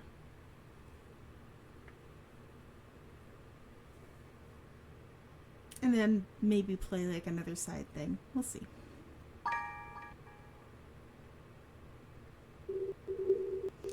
Well, the original Socrates may have bested the Arbiter's challenge, but we're 2 philosophers down and I don't feel any closer to our goal. It always seems to be just out of reach, doesn't it? Do not worry. I'm so happy. Do not worry, there's still infinite perspectives to examine. In fact, I already have another philosopher ready for you to debate. Wonderful.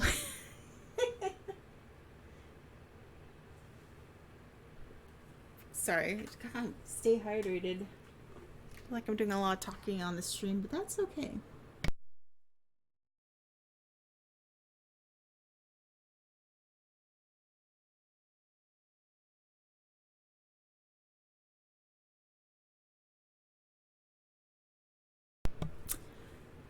Let's continue and at least get through this chapter.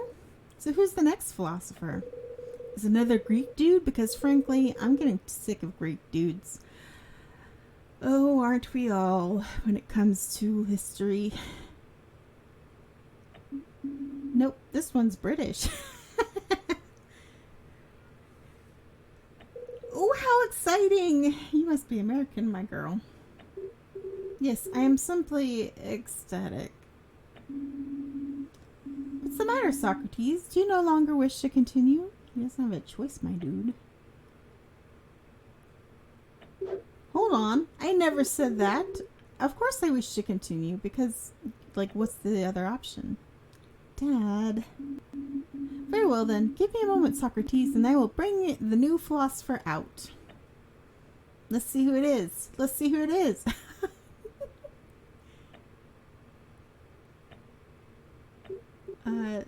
Hello? Arbiter, are you sure this is the right guy? He's not doing anything. Maybe he's dead. Well, technically, humbug! Look at that mustache twirling. He can speak! Of course I can speak, you silly girl. I just chose not to. Great. You waste time with small words, and small words are the money of fools. Arbiter, who is this guy? You may refer to me as Thomas Hobbes. You should know, Mr. Jones, that my mother gave birth to twins. Myself and Fear! That clown. Ah, what a quote. By the end of the day, you will be thoroughly acquainted with both of us. Jeez, isn't he a dramatic one? He's got the anime threat. That clown, nobody is. Hobbes, you may present your argument. Of course, Arbiter. Allow me to begin by describing to you the natural state of man. I would wish I could use a British accent for this guy, but I would just butcher it completely. Offend the entirety of England with just one impression. In the natural state, men find themselves equal and in competition for resources. Being selfish, they will go to any lengths to achieve their desires. This sets them at odds with every other man, creating a constant state of war, with a capital W. Ceaseless conflict makes life nasty, brutish, and short. And there we go, the natural state of mankind. Can you eat him? I don't know. We gotta debate him, and he's technically already dead, so. The natural state has been added to the idea slate. Mankind is selfish has added to the idea slate. But, wait. You said nothing about morality. Of course not. In the natural state, there is no morality. There's nothing binding us to respect one another. Nothing stopping us from killing each other. What? Well, that's depressing. I know, right? Well, he's British.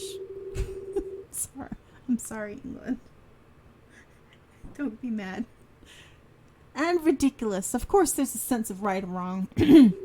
Arbiter, there's no way this philosophy can be the correct answer. You seem rather sure of yourself, Mr. Jones. I love how he twirls his mustache. Like, yes, shall we put your theories to the test? Gladly. People work together, added to the idea slate. Careful. Alright, let me save.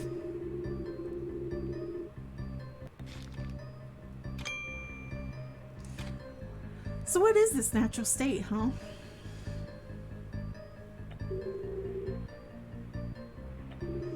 Left to their own devices, men will all want the same things, but they cannot all get them.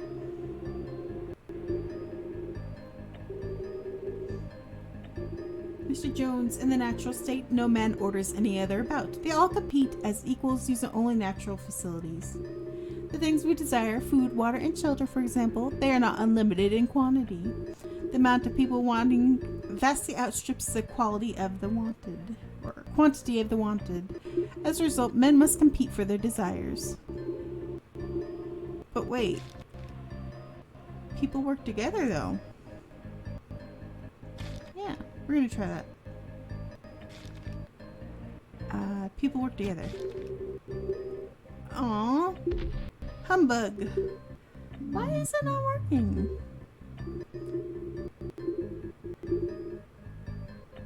Being selfish, they will go to any length to achieve their desires.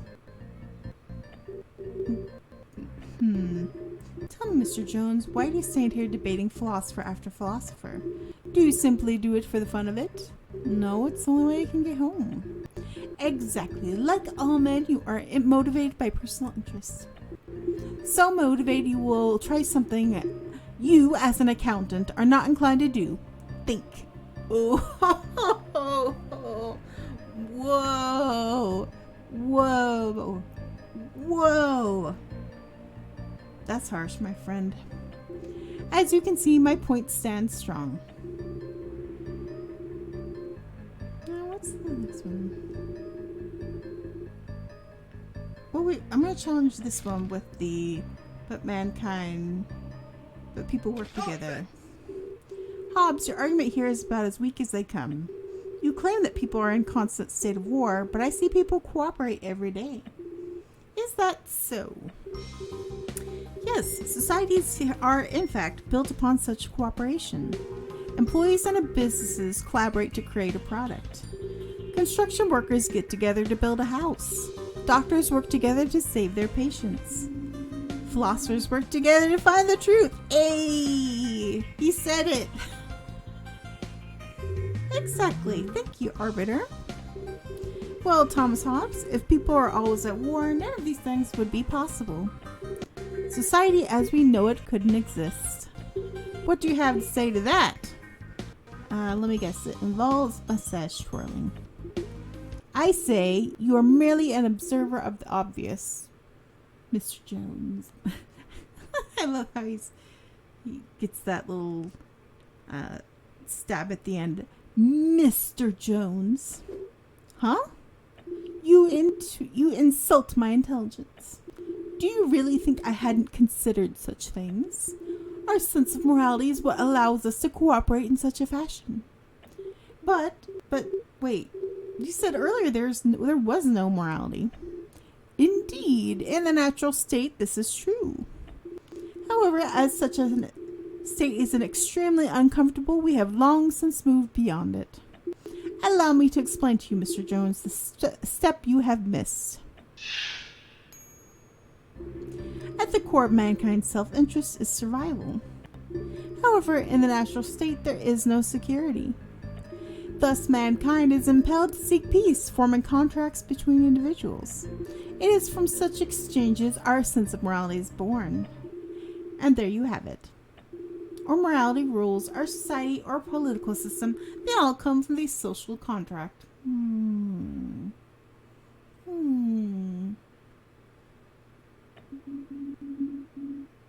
don't know about that. I thought for sure we were ready to move on. You walked right into this one, Dad. Helped him set it up and everything. Yeah, that's what some people sometimes do. They create an argument and then kick you into it. Hobbes is one of the most prominent social contract philosophers. It's only natural he took his argument in that direction. We activated his trap card, guys. What? You knew this? Why didn't you warn me? Sorry, I just assumed you already knew. Worst daughter ever. I mean, that's kind of... It's not uncommon to call knowledge, you know? Well, I mean, I learned it today. You know? So I'd say it's uncommon. Is there a problem, Socrates? Or are you ready to accept the truth of my argument? More mustache twirling. Well, his argument seems pretty solid now, that's for sure. But something built on a pretense so grim, I just can't accept it without an examination. Good on you, Socrates. Arbiter, I'd like to ask Mr. Hobbes a few questions. Bah! Scholastic thinking. I hardly see the attraction in it. Come now, Hobbs. Very well, Mr. Jones. Give it a shot. Let's see how it goes. That's all. Let's see. It was written nice, but it sounds. I bet you he said it sarcastically. Let's give it a shot. We'll see how it goes. Yes. Let me say one here. Okay, and then take one more drink of water.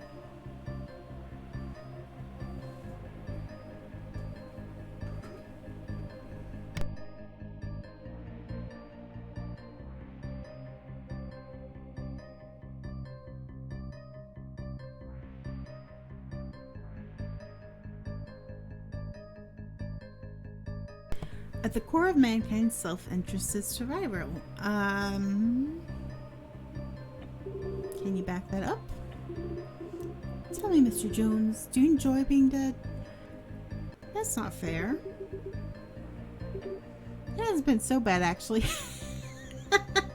Right?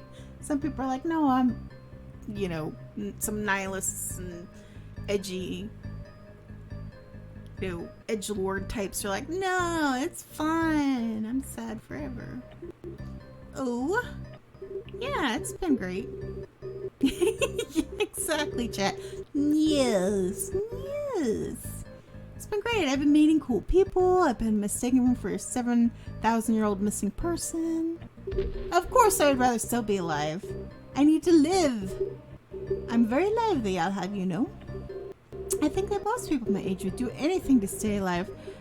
And no, you're proving his point.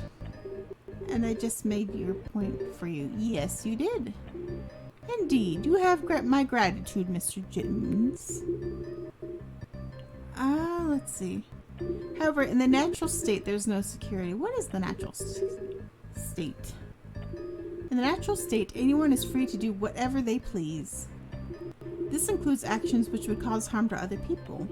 If we were in the natural state and I felt the desire, I could kill you without consequence. Assuming you were not already dead, of course. Is he threatening me? I think he is. I hope you understand how little security the natural state affords. But, yeah, how is this relevant? Lack of security works in tandem with our previously established desires to naturally lead to the next step, Mr. Jones. Like, how do you know what the natural state is? Our previous discussion illustrated the dangers of the natural state. But how do we know the state actually exists, right? It did, more or less, in the distant past. Before civilization developed, ancient man was in a much same condition as he would be in the natural state. All of this is supported by archaeology as well as the study of modern hunting-gathering societies. But that was all. People work together, mankind is. So yes. So the arguments are the natural state. Every man is at constant war. Mankind is selfish, and people will help each other. Thus, mankind is impelled to seek peace, forming contracts between individuals. It is from such exchanges our sense of morality is born.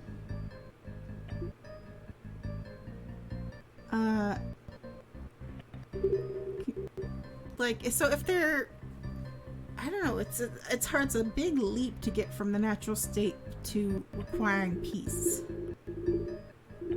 Contract is one way to achieve such comfort. I'm pretty sure my observation stands prima facie? I don't know what that is. Yeah! On the surface, girl.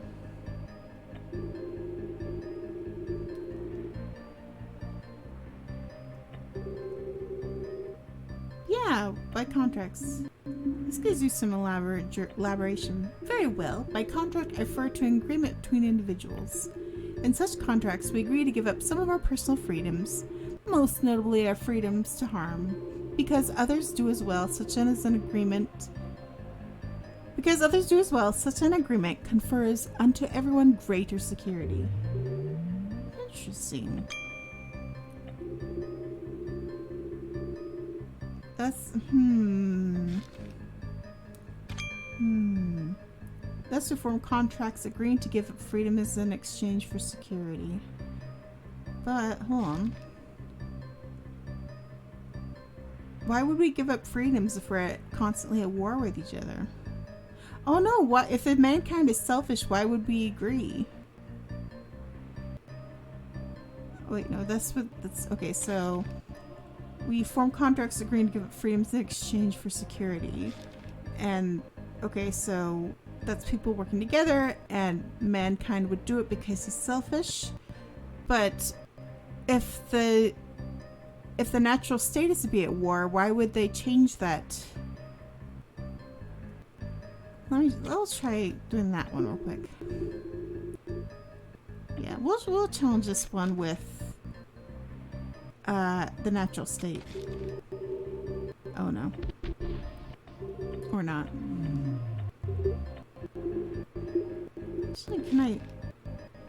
Actually, I want to see if I can continue from where I was. So I'm not like dying. Oh good, it is right. However, in the natural state, there is no security. Thus, mankind is implied to seek peace for forming contracts between individuals. Let's see. Look at this. It's famous for a reason. No. They are like sharks, yes. Philosophers. This can't be the answer.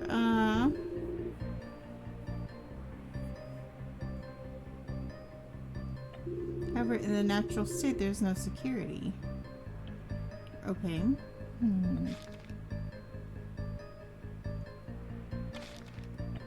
Thus, mankind is implied to speak. Okay.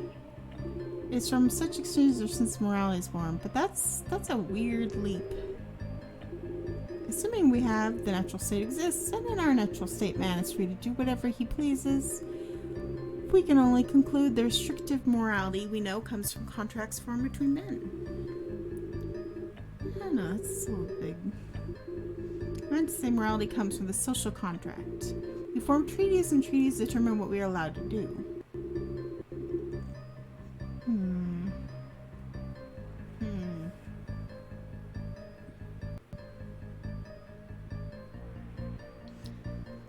So...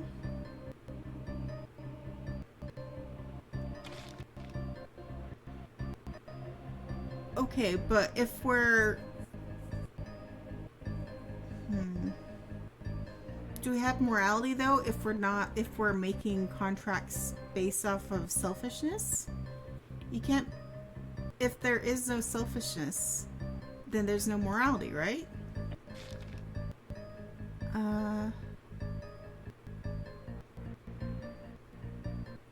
We'll try this.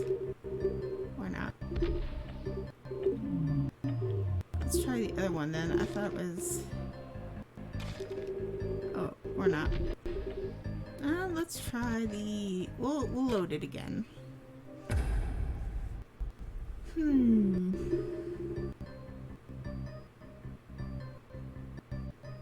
Wait, you can't say it's survival and then say it's...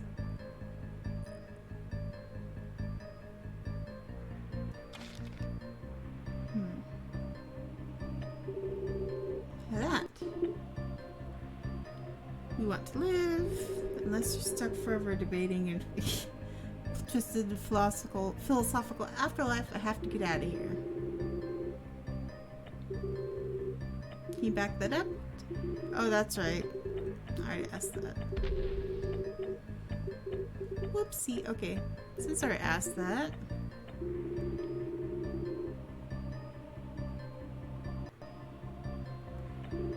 In the natural state, there's still no security. That's my camera's practice.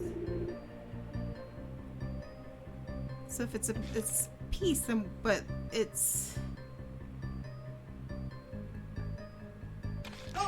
here we go. Men are implied to seek peace, but you said they are constantly at war. That's a direct contradiction. Socrates, I believe this indicates a misunderstanding of Hobbes' points. What? It is precisely because they're constantly at war in the natural state that individuals seek some form of security. Indeed, do you see why life is horrible in the natural state? It is possible to escape through the sort of agreements which I describe here. Thus, the ideas are not contradictory. One logically comes from the other.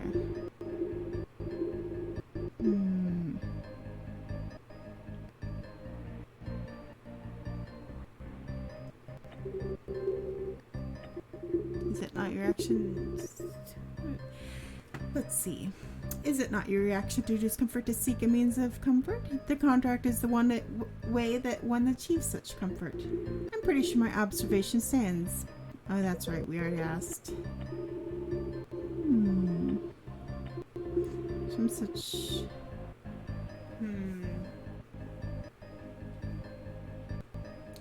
I'm gonna double check on this one.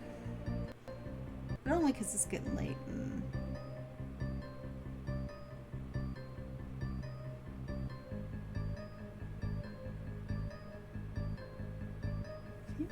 Let's see.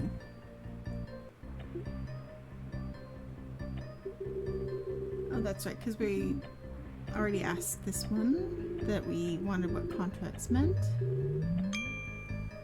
And then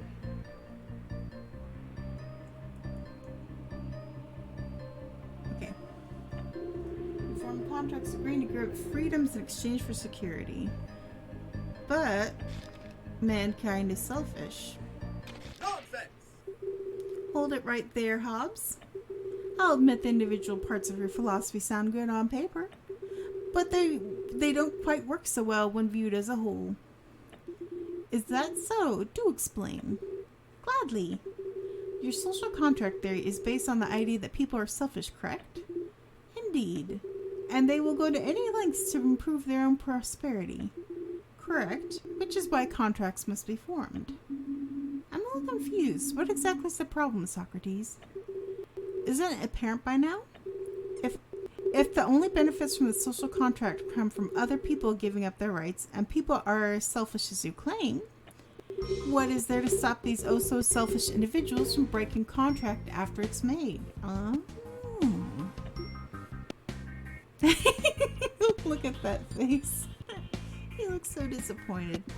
I love it. One more hydration break, I think.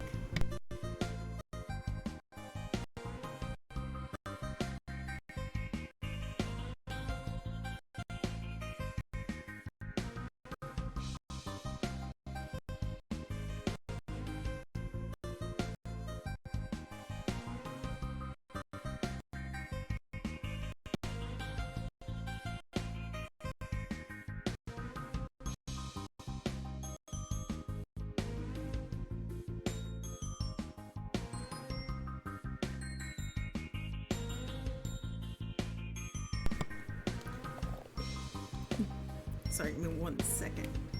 Oops. My headphones were on my ears funny. Ow.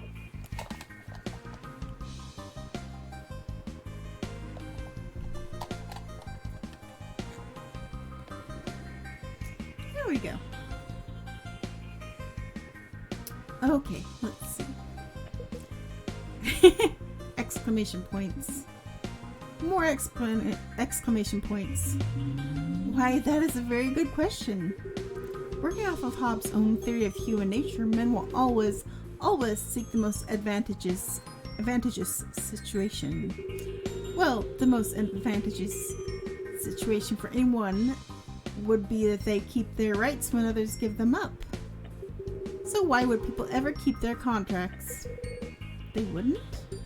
Of course not. Everyone would stab each other in the back the moment they could get away with it. Hobbes, your ideas taken altogether are self-defeating.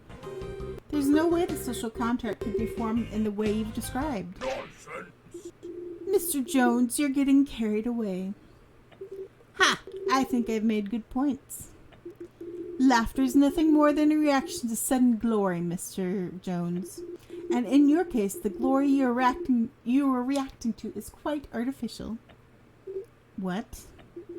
All these things you're saying, they have occurred to me, They are, in fact, the obvious progression of thought. The fact that any self-interested man would break his contract is a problem, which is why I came up with my next step in the thought process. The next step? I know, right? Without obligation, selfish individuals are indeed likely to break the contract. However, such obligation can be created by fear, namely, fear of repercussions. This fear can, in turn, be created by empowering a sovereign. Such a ruler could then deal out punishments to those who break the contract. And as a result, the moral systems of the contract would remain intact. And there we go. As you can see, Mr. Jones, my philosophy is quite sustainable. The social contract simply needs proper enforcement. Contracts need to be enforced. This is added to the idea slate. You know what? I think I actually miss talking to you. Euthyphro. Dad, are you gonna be okay? He'll be fine. I don't know if there's a problem here already. There is. I mean, we just need to find the nature of morality. Maybe this is it. Do you honestly believe that? Do you think morality is determined by the rules dictators enforce? Well, no.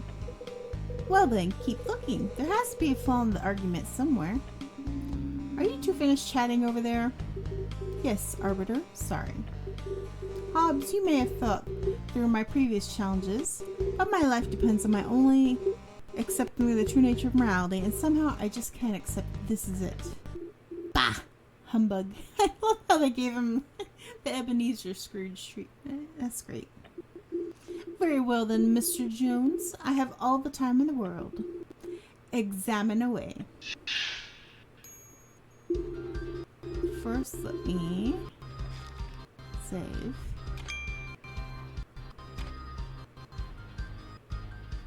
So wait, what's on our idea slab? Contracts need to be forced. Every contract requires obligations power enough to enforce its morals.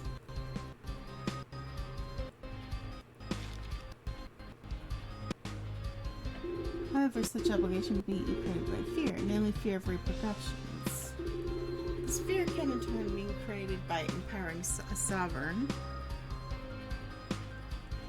I admit I am looking for...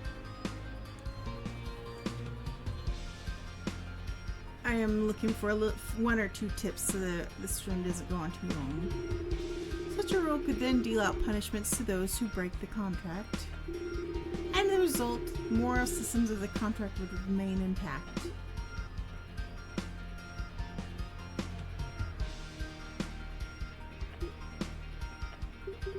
Can you support that statement? Who do you fear more than someone who's stronger than you? A king is the ultimate strongman. All fear his punishments. What do you mean by this exactly? Simple. The people give power to a ruler who is able to enforce the contract.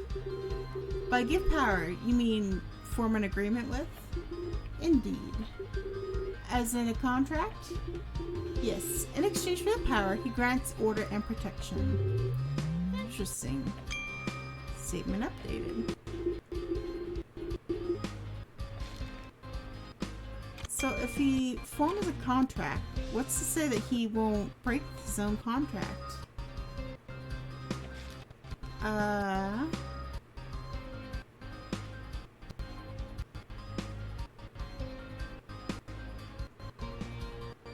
What about this? This won't work, Hobbes. As you mentioned, mankind is selfish. Mr. Jones, the selfishness of man is why we need a sovereign in the first place. What foolishness are you trying to achieve? Dad, I think I know what you're arguing for. Maybe presenting a different idea would be the approach the problem more directly?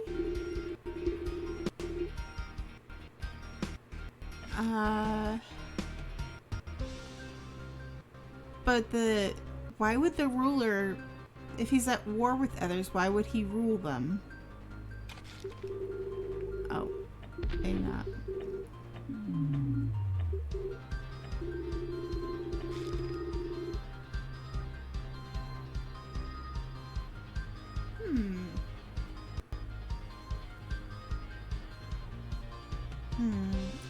Yes, I'm looking at Pope. Okay. Oh, I think I know. Okay. Hobbes. I will admit your philosophy is very interesting from a political perspective, but as a basis of morality, it simply won't stand. Nonsense! Nonsense. Nonsense. Mr. Jones, even now you lack sensible qualities such as fear. Haven't you learned not to make brash statements? Nonsense! Brash this time? I think not. Boys, enough grandstanding. Get to the point. I know, right?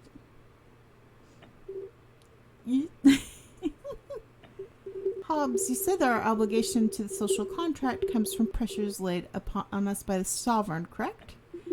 Correct. And the sovereign's powers to apply such pressures come from a contract between him and his people, yes? Absolutely. Well then, Hobbes, answer me this. What obligates the king to follow his contract with his people? Right? His face.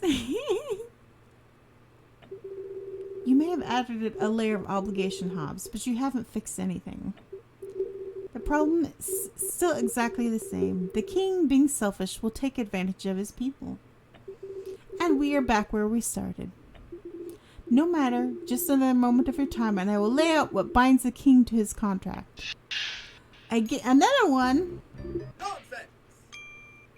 Nonsense. Nice. I don't need to hear it, Hobbes. What? How dare you? The fact that we can do this forever. The fact is we can do this forever. I can continue to point out the lack of obligation in your morality, and you can attempt to provide a source. You are curing the symptoms and not the disease. The question you need to answer is not what obligates the king. It is the source of obligation is the social contract. Then it can only be another contract. Instead, answer me this. What obligates us to keep our contracts? What makes them the source of morality? Can you answer this, Hobbes? Well... Dad, you've actually stumped him! This is the core of your problem, Hobbes. Morality based in contracts leads to an infinite regression of obligations. Thus, it can't possibly be the true source. Gah! Wow, Dad, let's see him counter that! Oh, look at that credibility score, my friend. Look at it, it's beautiful. Well, Hobbes, how can something that requires obligation be the source of obligation? It just doesn't make sense. Your philosophy is hobbled, Hobbes. Oh, you just... Socrates, you should... No more puns. No more puns, please. Well, you see, preposterous. The sovereign will... The fear, it creates in us a mechanical drive to You're broken.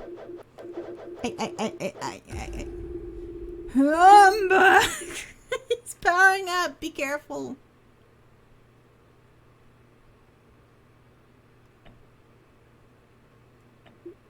Socrates, do you know what my last words were before I died?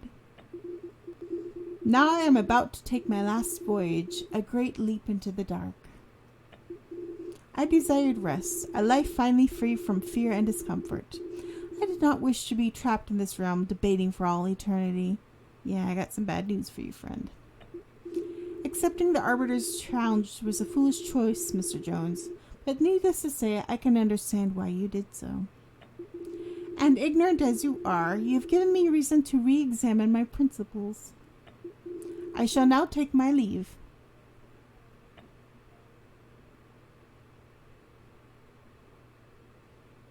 All right.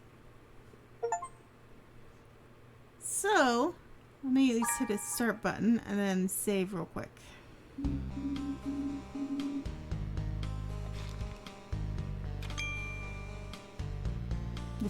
Defeated and achievement. So what I'm going to do is, let me go ahead and do this real quick.